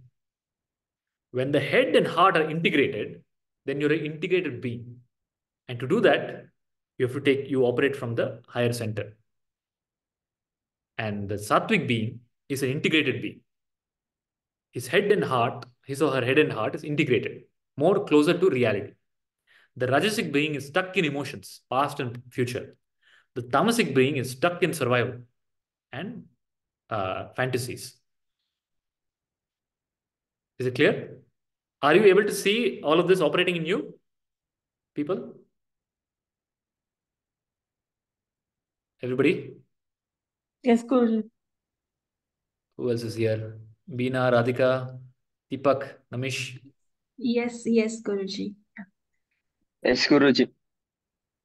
Okay. Yes, Guruji. Clear? Namish, Sattva, Rajas, Tamas is clear? Yes, Guruji. So the journey is from lower centers to higher center. The journey is from, I need to move from my Mooladhara to my Sahasrara. Okay, that is a spiritual journey. Moving out of fear, moving out of survival, moving out of fantasies, moving out of emotional disturbances to having an integrated experience of life and operating out of higher centers, the divine centers. This is the animal center. Lower center is the animal center. Because animals is also about the same things. It's called Ahara, Nidra, Maithuna, Bhaya.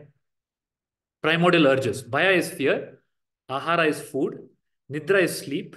Maithuna is physical pleasure, sex. So the animal is stuck in this. Ahara, Nidra, Maithuna, Bhaya. An individual who's stuck in the lower center is stuck in this animal instinct. Ahara, Nidra, Maithuna, Bhaya. Then the Rajasic Jiva is in an emotional center. And that emotion makes him take a lot of action, move. Because emotion is energy in motion. Please understand. It is energy, and that energy fuels action. lot of talking, lot of doing, all that is because of emotional disturbance. Then there is Sattvic Jiva, who is operating out of a higher order, higher chakra, higher center. That person is able to have much more beautiful life, have much more creative life, Sattvic life. Okay, which movie is this from?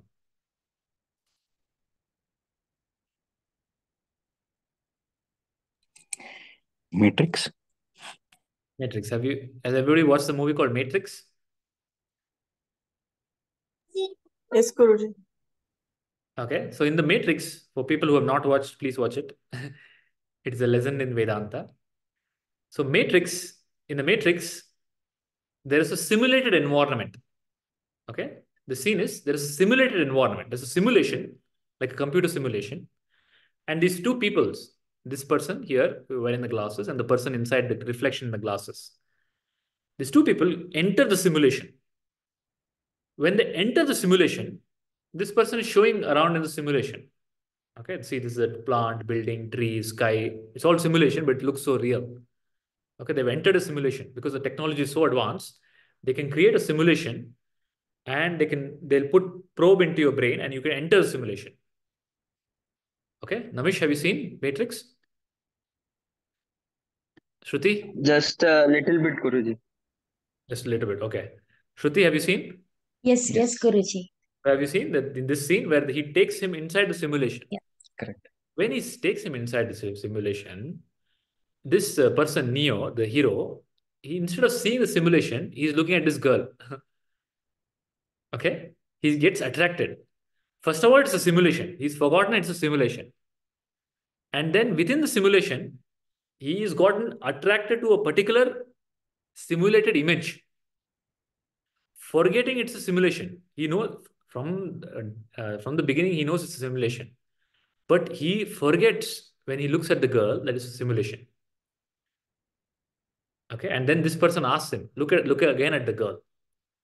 And the simulation of the girl changes to a threat.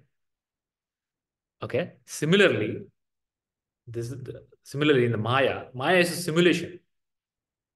Okay, that simulation is happening because of three gunas, Sattva, Rajas, Tamas. And the three gunas, instead of just watching it as simulation, you get identified with it.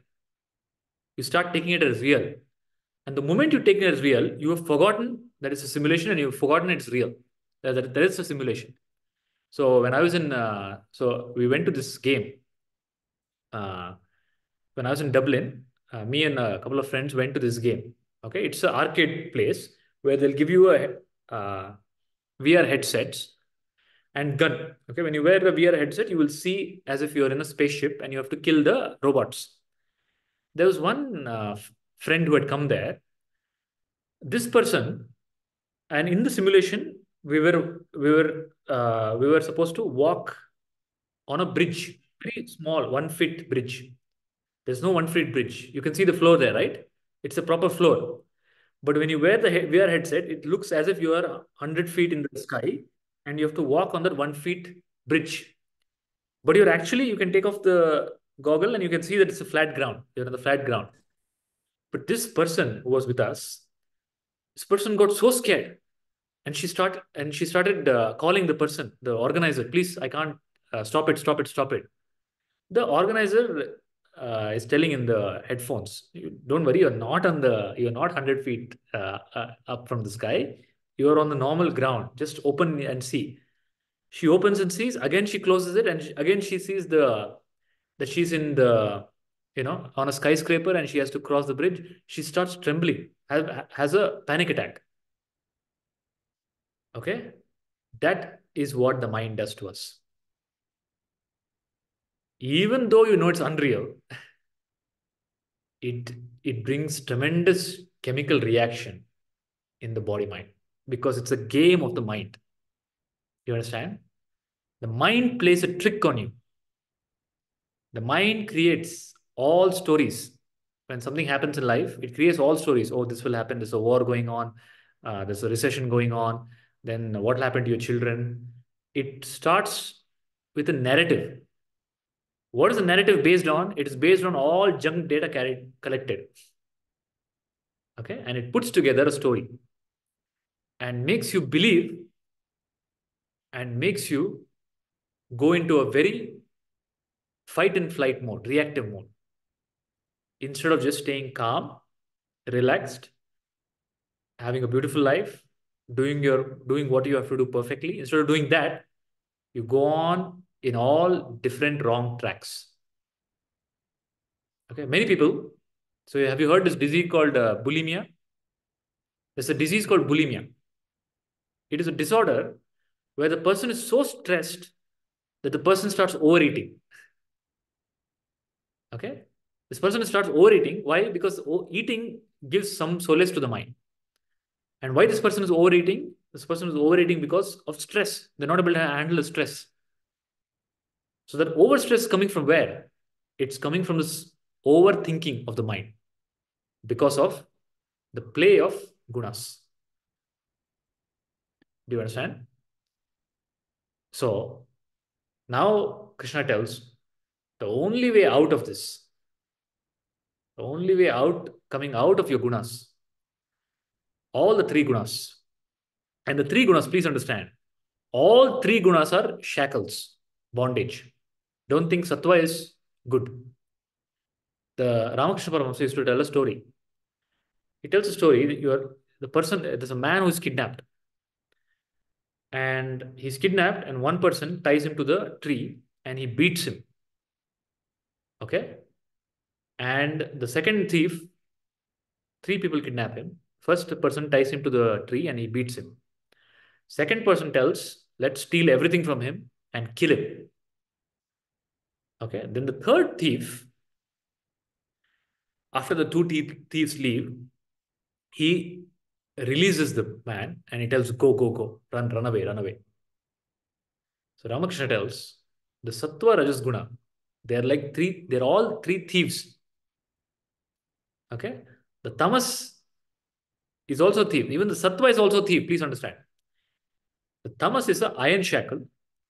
The rajas is a copper shackle. And the sattva is a golden shackle. Don't get stuck in any of them. Don't get stuck in any shackle. Don't get stuck in even sattva. Why this is told is because many people, because of spiritual practices, good knowledge, understanding from the scriptures, maybe they met a guru, they stop at sattva. Sattva is goodness.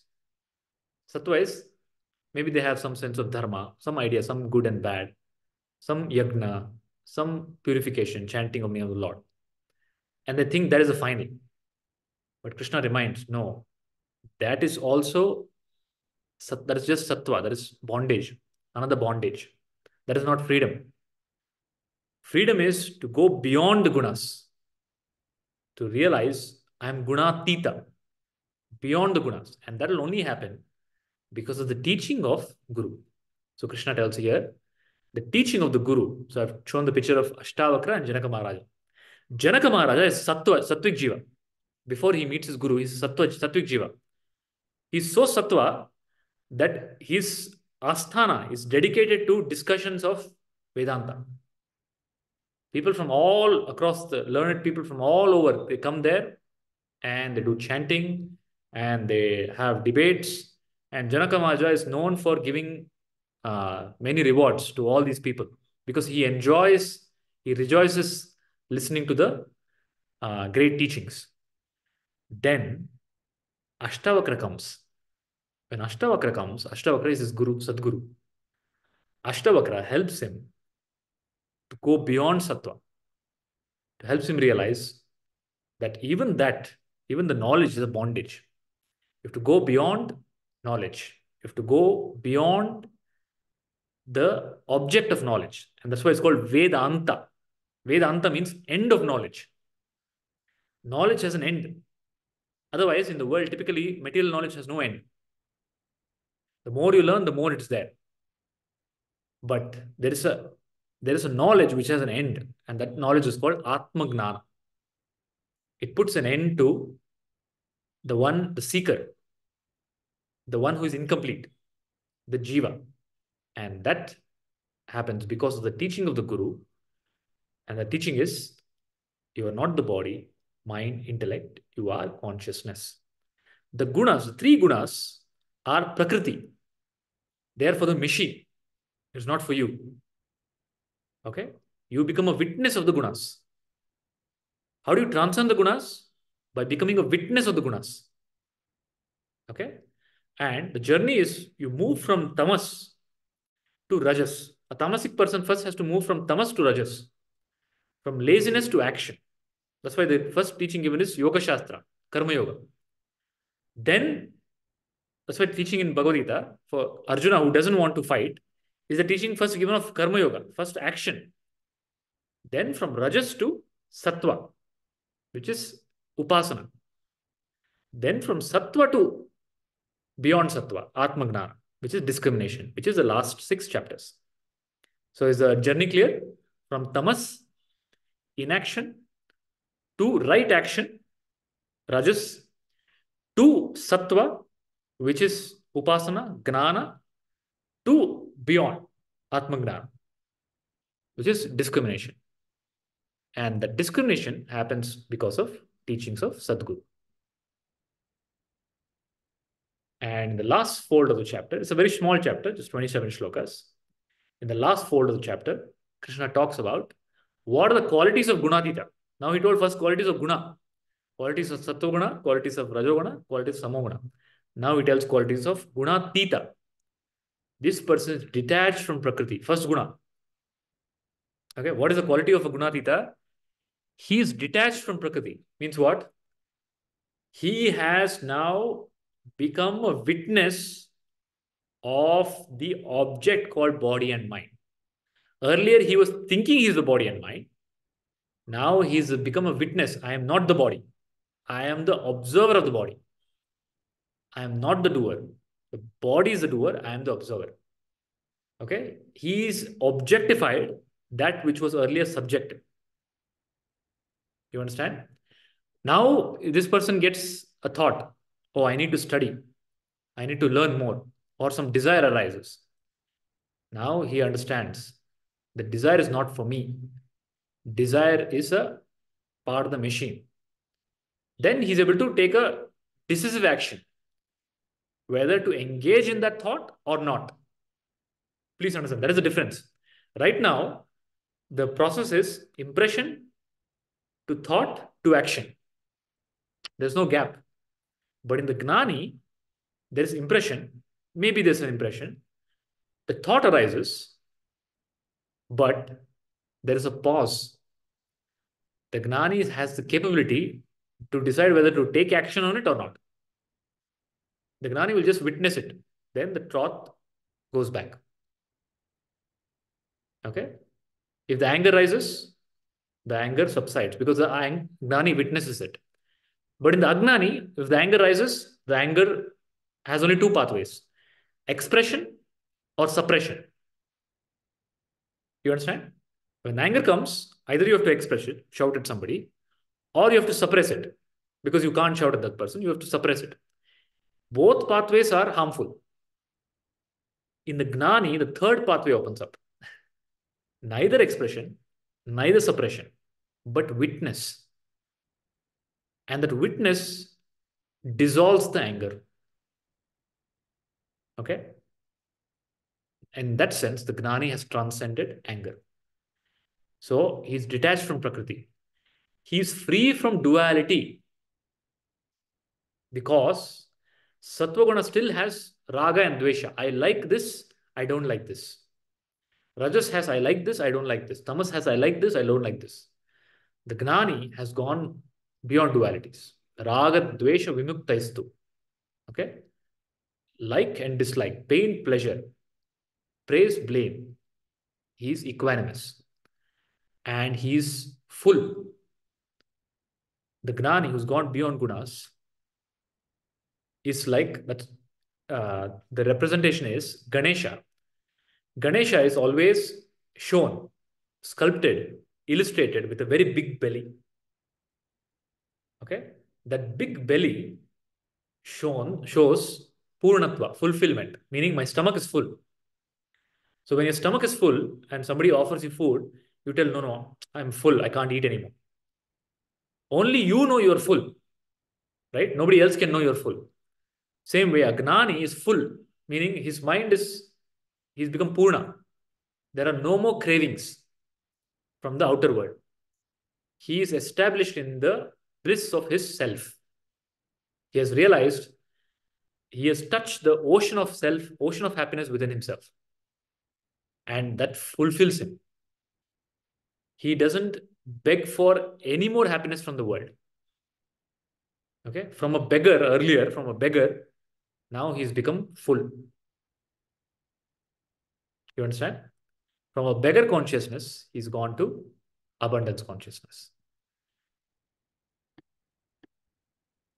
So today's chapter in the Gunatraya Vibhaga Yoga, the message is the discrimination between gunas, which are modes of nature used to create existence and operate individual, and how the gunas operate at, if you're a sattvic jiva, rajasic jiva, tamasic jiva, what is the trajectory or pathway of each jiva, what is the bondage of each jiva, and what is the solution, which is Atma Gnana, and one who realizes the gunas are the play of Maya. I am beyond the gunas. I am the self, Atma. The witness of the body and mind and the guna becomes free because of the teaching of the Viveka through the process of teaching of Vedanta, Shravana, Mana, Nidhyasa, and becomes liberated and becomes Gunatita, beyond the gunas, is the focus of the chapter. So I hope the Gunatraya Vibhaga Yoga was clear and you're able to identify which bucket you fall under, and you're able to appreciate the process of discrimination between guna, which is an object, and me, who is the consciousness, and realize I am gunatita. I am not bound by guna. They are material nature, my lower nature. I have a higher nature, which is consciousness. I am consciousness. So with that, I'll close the contemplation on chapter number 14. If there are any questions, we can take up, and then we'll close for the day. Any questions?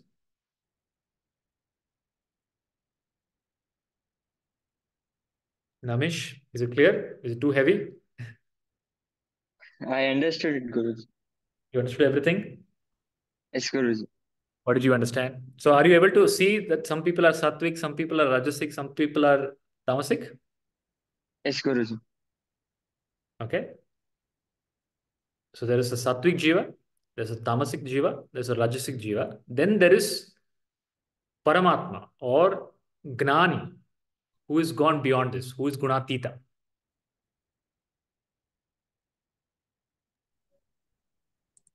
Shilpa, you have a question. Can I Guruji, ask? One second. Shilpa, you can go ahead. yeah. Guruji, is it possible that we have all the three gunas, little bit of like a mixture of all the three? Some guna is dominant, but other gunas come and go depending on the situations and.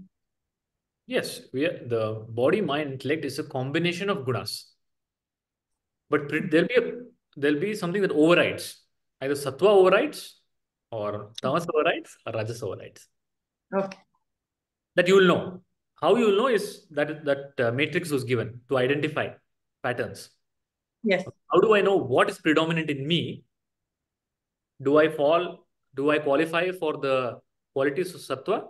Do I qualify for the qualities of rajas or tamas? And at different stages in life, you might be different. Okay, at one point of time, you might have spent many years in tamas predominant. Okay, no aim, no clarity, no goal, just laziness, doing nothing, right? There are people like that. Then maybe some input comes to this person, somebody ignites some inspiration, some desire, and they become very rajasic. Okay, and sattvic, because maybe you were fortunate enough to be born in have a good upbringing. You have good parents who follow Shastras, Dharma, who have some purity, right? So depending on the nature, the environment, and your past momentum. For example, in the story of Prahalada, he is born in the family of the Asura, Rajas and Tamas, but he is Sattvic. Okay, that is because of past momentum. So Vibhishana is also there in Lanka. He's with the brother, but he's Sattvic. In the same place, there are three people: Sattvic, Rajasic, Tamasic, because of their past momentum. The same situation can make somebody Sattvic, somebody Rajasic, somebody Tamasic. The same bad situation. Somebody goes to a bad situation. That same bad situation can make somebody Sattvic. Somebody can see the divine hand, can recognize, oh, Lord is testing me. Okay. Another person will become hateful. There is no Lord. Okay. And become resentful. And I want revenge. Existence did this wrong to me. I will prove it to existence. So I know one person in one family I've heard.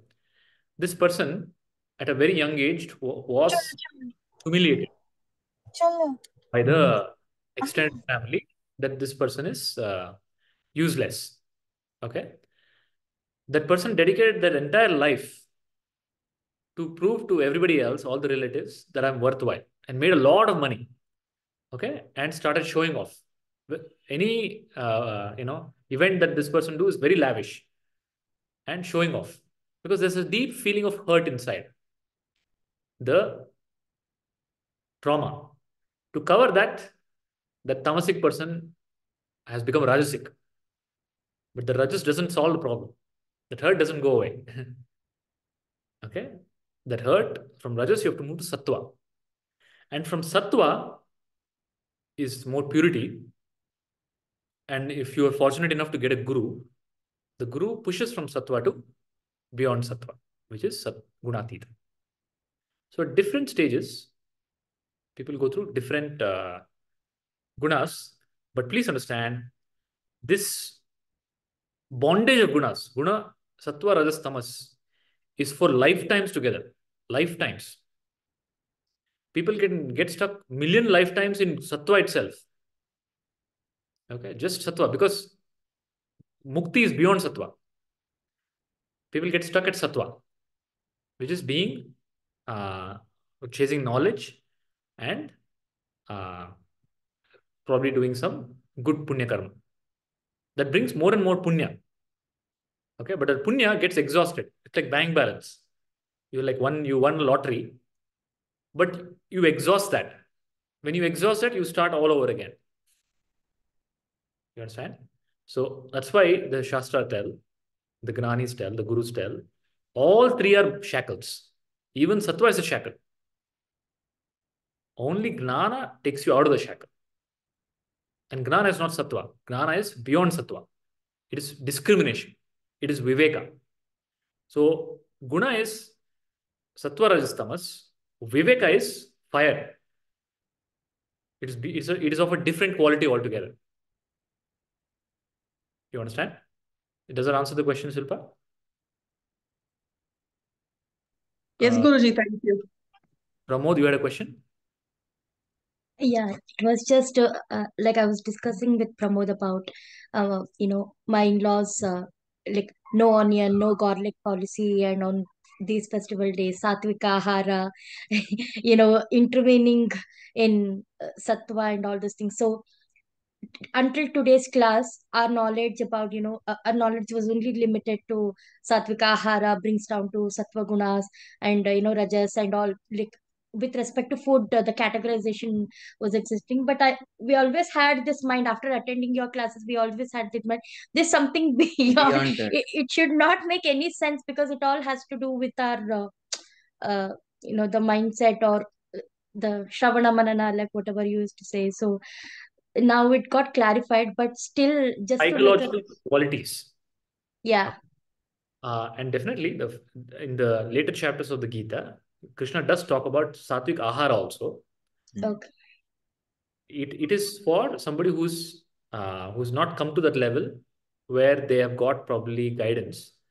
All they know is food. Ultimately you are what you eat, right? So the prescription is given is, okay, you have not got gnana, you don't know what is gnana, at least start with food. That keeps your mind also healthy, body healthy. And if your body is healthy, and if you're lucky enough to get a guru, then your body doesn't become an obstacle for gnana. Please understand. That's why in the story of Mahabharata, the Vishwarupa Darshana is shown to Duryodhana first. Krishna goes to Duryodhana Asthana and shows Vishwarupa Darshana to Duryodhana. But Duryodhana cannot recognize it because his guna blocks it. So if you are vasanas, so you meet a guru, you meet a master, Satpurusha, or anybody, even in outer life, you get some good opportunity. Your impressions have a capability to either encash it or destroy it.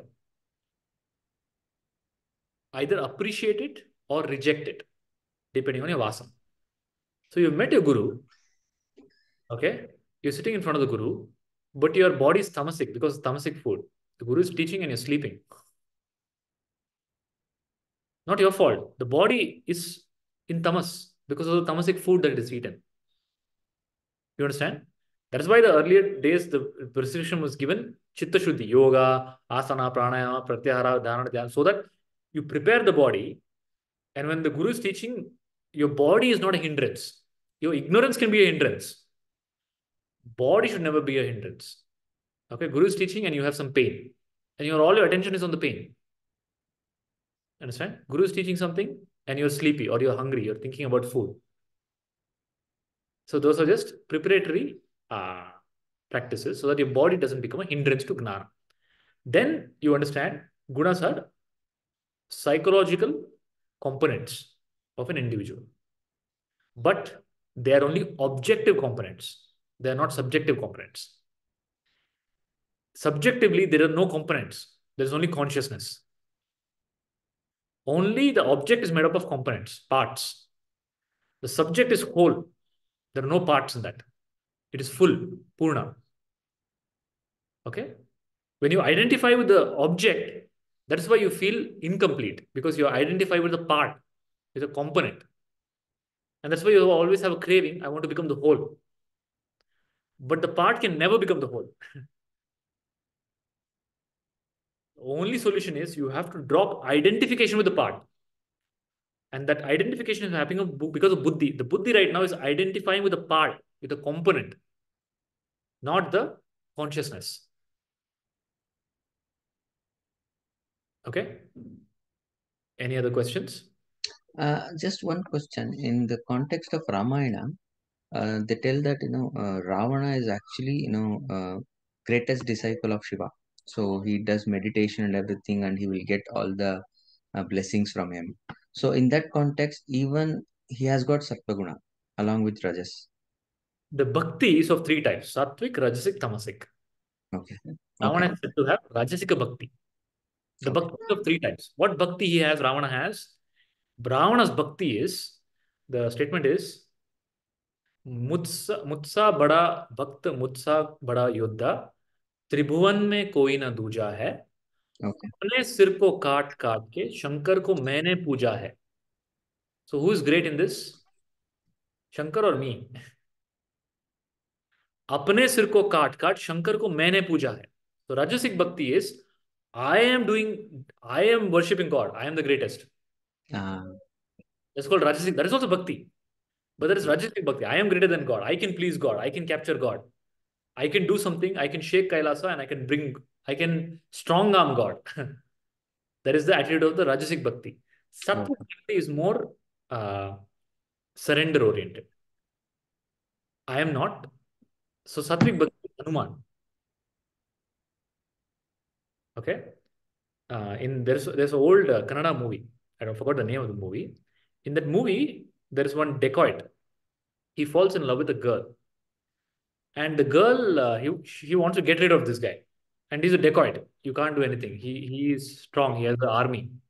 So she tells, I will marry you, but you have to get me the mala from Krishna. Real mala. So then he goes and then he finds a guru, and then finally he goes on to some hill. There he finds Krishna. Ultimately, he finds Krishna. Then Krishna appears as a child to him. And he tells Krishna, you have to come with me because the girl will only get married if I take you. If I give mala. So you give me a mala. Krishna tells, I can't give you my mala. It is on me all the time. I can't separate from it. I will come with you. So how will I come? I can't walk so far because you have come to Himalayas and you stay in the southern part of India. I can't walk so far. Then the dacoit says, don't worry. I am very strong. I will carry you. Okay. Then Krishna tells, okay, carry me. This person tries to lift Krishna, but he can't lift Krishna. He tries all his strength. He can't. Then he realizes what he said. What did he say? He said, I will lift you. Then he tells correction to Krishna. Krishna, I said, I will lift you. It's wrong. If you will, then I can lift you. Then he's able to lift Krishna. He becomes like a feather. Krishna becomes like a feather. So the meaning is, bhakti is also sattvic, rajasic, or tamasic. In rajasic bhakti, I will strong arm God. I'll break so many coconuts. God has to bless me. Okay, it's a transaction. I will do so much. It's very Gaur tapasya. Ravana did very Gaur tapasya, pulling out his organs, playing. That is all Rajasic bhakti. Okay, and we see that in many systems, right, of Rajasic bhakti, doing very extreme practices. The Lord is very simple. Shiva is Bholanath. Bhola means innocent, like a child. You don't have to do anything. All you have to do is lovingly call, and he appears. And there is Sattva. In Sattva, it's like Hanuman. Hanuman, he has the strength to bring back Sita. He can destroy the entire Lanka and like that.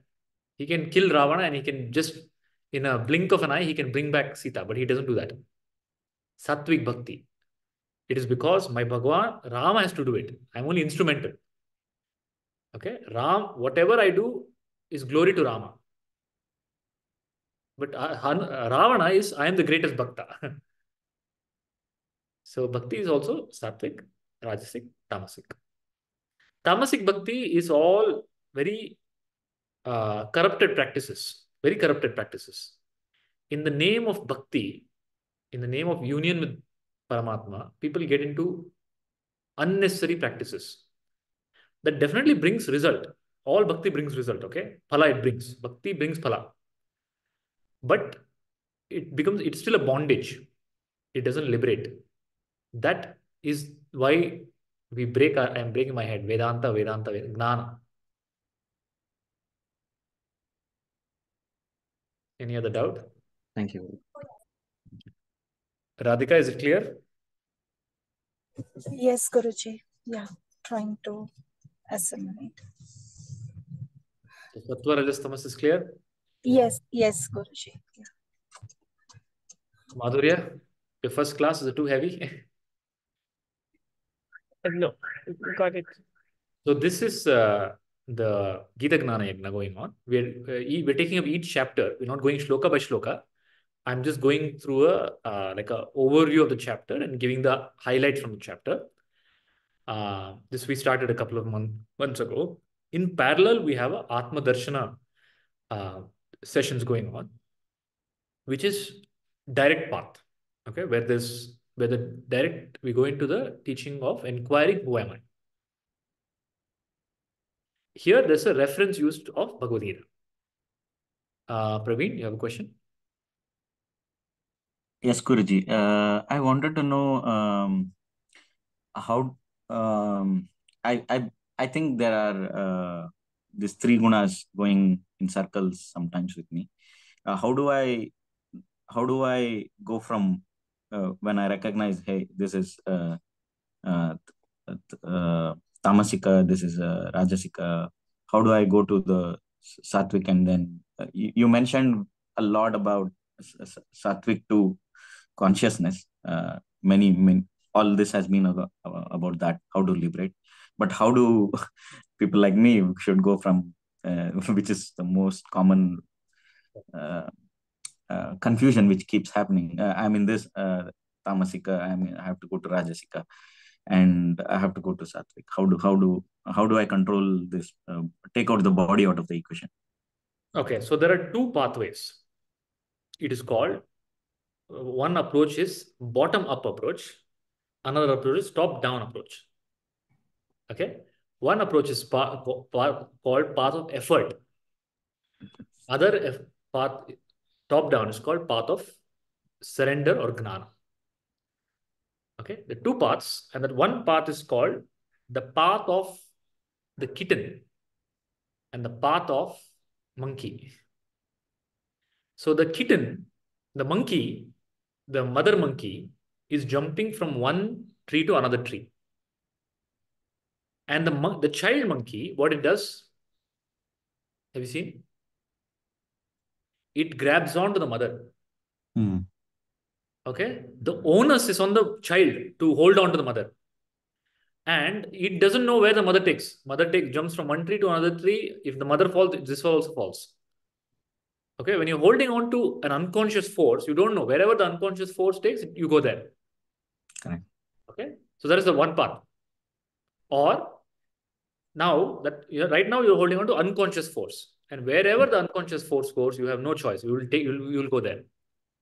The only way is you have to hold to a conscious force, and that conscious force is it's a tremendous it's a path of tremendous effort. You changing your habit pattern, being very strict, sadhana. It's sadhana. It takes your effort, conscious effort.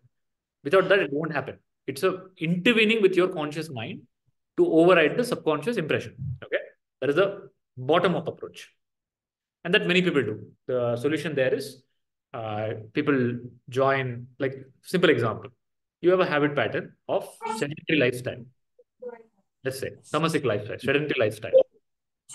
Okay, you here? Yeah, clear. So somebody has sedentary lifestyle. Everybody knows what is sedentary lifestyle. Yeah. We have sedentary lifestyle. Sedentary lifestyle, which is sitting almost throughout the day. Yeah. Okay. Now the only way out of it is you need a community, an intervention from a more powerful entity, which is called like probably a cycling club or a shuttle club or a swimmers club or a gym club or some entity of a positive force which can pull you up. Individually, you won't do it.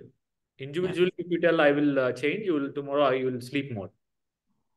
But the association with a community which is stronger than you, the community will pull you. If you don't come to gym, your gym instructor will call you. Hey, come to the gym. Okay, then you like going to gym. You will take photos there. You'll make friendship. You'll have a community, and that will pull you up. Correct. So there's a conscious intervention, but you have to hold on to it consciously. There's a lot of effort from your side. That is one path. To override the subconscious impression, you have to override it with a conscious intention and action. And that conscious intention action, as long as it's individual, you will fail because your subconscious impression will override your conscious individual impression. Only when there's a community help will you override it. You get it? That's called satsanga. Okay. Now, there is a shortcut. The shortcut is the pathway of top-down approach. It is called pathway of kitten. The kitten, how kitten moves from one place to one place? Kitten doesn't hold the mother. The mother holds the kitten. The mother bites with the teeth. Have you seen? The cat, cat carries the kitten in its mouth. Correct. So that is grace, path of grace and surrender. Where because of you have clarity on the guru and the higher divinity, you just surrender. You do one sankalpa of seeking to transform your life. Okay, or you are in association with the guru, and that brings change, subtle changes in your life. Without you knowing, all your impressions start burning out. it's just simply start getting wiped out. So to give a real life example, when there's a big organization called ISKCON. ISKCON had a founder called this guy, who's that? Prabhupada, Srila Prabhupada. Srila Prabhupada, when he landed up in USA, America, he didn't know anybody. He was just chanting Hare Rama, Hare Krishna. Okay. And all these, they were all these drug addicts, alcoholics with deep problems. Okay. Even rehabilitation were not able to help them. And at that time, the government of America was spending millions of dollars in rehabilitation. Because all these children, no, all these kids, youngsters, were all from wealthy families. And they had money. They didn't have any need to work. So they got into all these substances. They saw this Prabhupada chanting Hare Rama, Hare Krishna, Hare Rama, Hare Krishna. To just make fun of him, they also started chanting Hare Rama, Hare Krishna, Hare Rama, Hare Krishna. And after some time, after a few days, they came and asked him, please give me sannyasa. Can you imagine? A white person, a drug abuser, who has no understanding of what is sannyasa, looks at this monk, sannyasi, chants Hare Rama, Hare Krishna in the accent, doesn't even know what that is, but gets purified. Okay, and tells, I want sannyasa. And Prabhupada had thousands of sannyasis who were hippies earlier. That is the cat lifting the kitten. Individually, if this person has to rehabilitate, it's an impossible task. Yeah. Very difficult. Change the habit pattern. But with the association with the guru, satsang, it's overnight. Overnight. Thank you, Guruji. That is the only way. Guru, satsang. So satsangatve, nissangatvam. Nissangatve, nirmohatvam. Nirmohatve, nischalatatvam. Nischalatatve, jivan mukti. You have sangha to lower. That sangha will only go through satsanga. Higher sangha. Satsangatve, nissangatvam. Lower attachments will drop. Nissangatve, nirmohatvam. That brings nirmoha.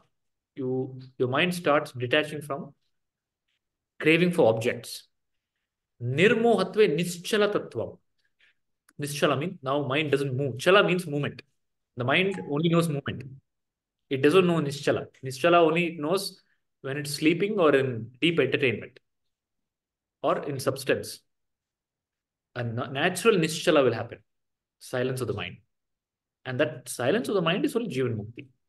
Nischala tattva ve jivan mukti. Thank you, Guruji.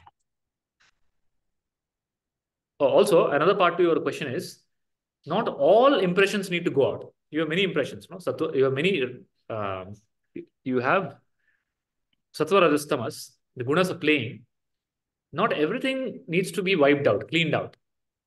Okay, only the impressions that are blocking your flowering, outer and inner flowering.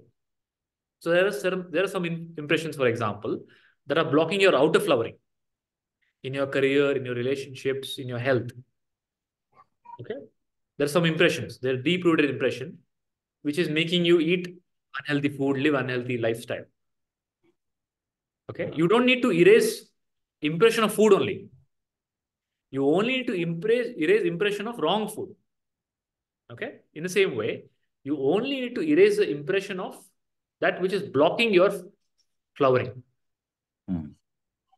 That the guru will identify and guide you. That is the whole job of a guru. Job of the guru is to identify where you are, identify what are your blind spots, because you cannot see your blind spot, and guide you of what you need. And each person needs different things. So Ramakrishna Paramahamsa had many disciples. For Vivekananda, he gave Jnana Yoga, path of Vedanta. For another person, he gave puja, idol worship. One day, Vivekananda went to this person's room and he saw all the idols and he's doing idol worship. Vivekananda told, what nonsense are you doing? You're worshipping idol. God is Parabrahma, He's consciousness, He's everywhere. Why are you worshipping idol? Then listening to the word of Vivekananda, this person goes and throws all the idols. Then Ramakrishna Paramahansa sees all these idols thrown away. Then he comes to know that Vivekananda has given him that teaching. He takes a stick and beats Vivekananda. He tells Vivekananda, what I told you is for you, is Gnana Yoga, because you're in that category. What I told that person is for that person. You can't mix them. For a primary school disciple, you can't teach quantum physics. In the same way, you need that intervention from Guru to identify what is required for you. Okay? And ultimately, it's Gnana. Ultimately, Gnanagni Dagda Karmani. Gnana is what liberates. The more you associate with the Guru and Satsang, the more everything will start falling apart. The more all questions will start falling apart. So you can ask all the other people who are attending the sessions from 2-3 years. Okay? They're all silently sitting. They don't ask any questions. Only the newcomers ask questions. These people are like, no question. No questions arise to ask. No confusion at all. That is the effect of Gnana. The Gnana removes the questioner. Any doubt? Clear, Guruji. Thank you. Don't get discouraged from asking questions. Ask questions. But naturally, there'll come a time where the mind becomes silent.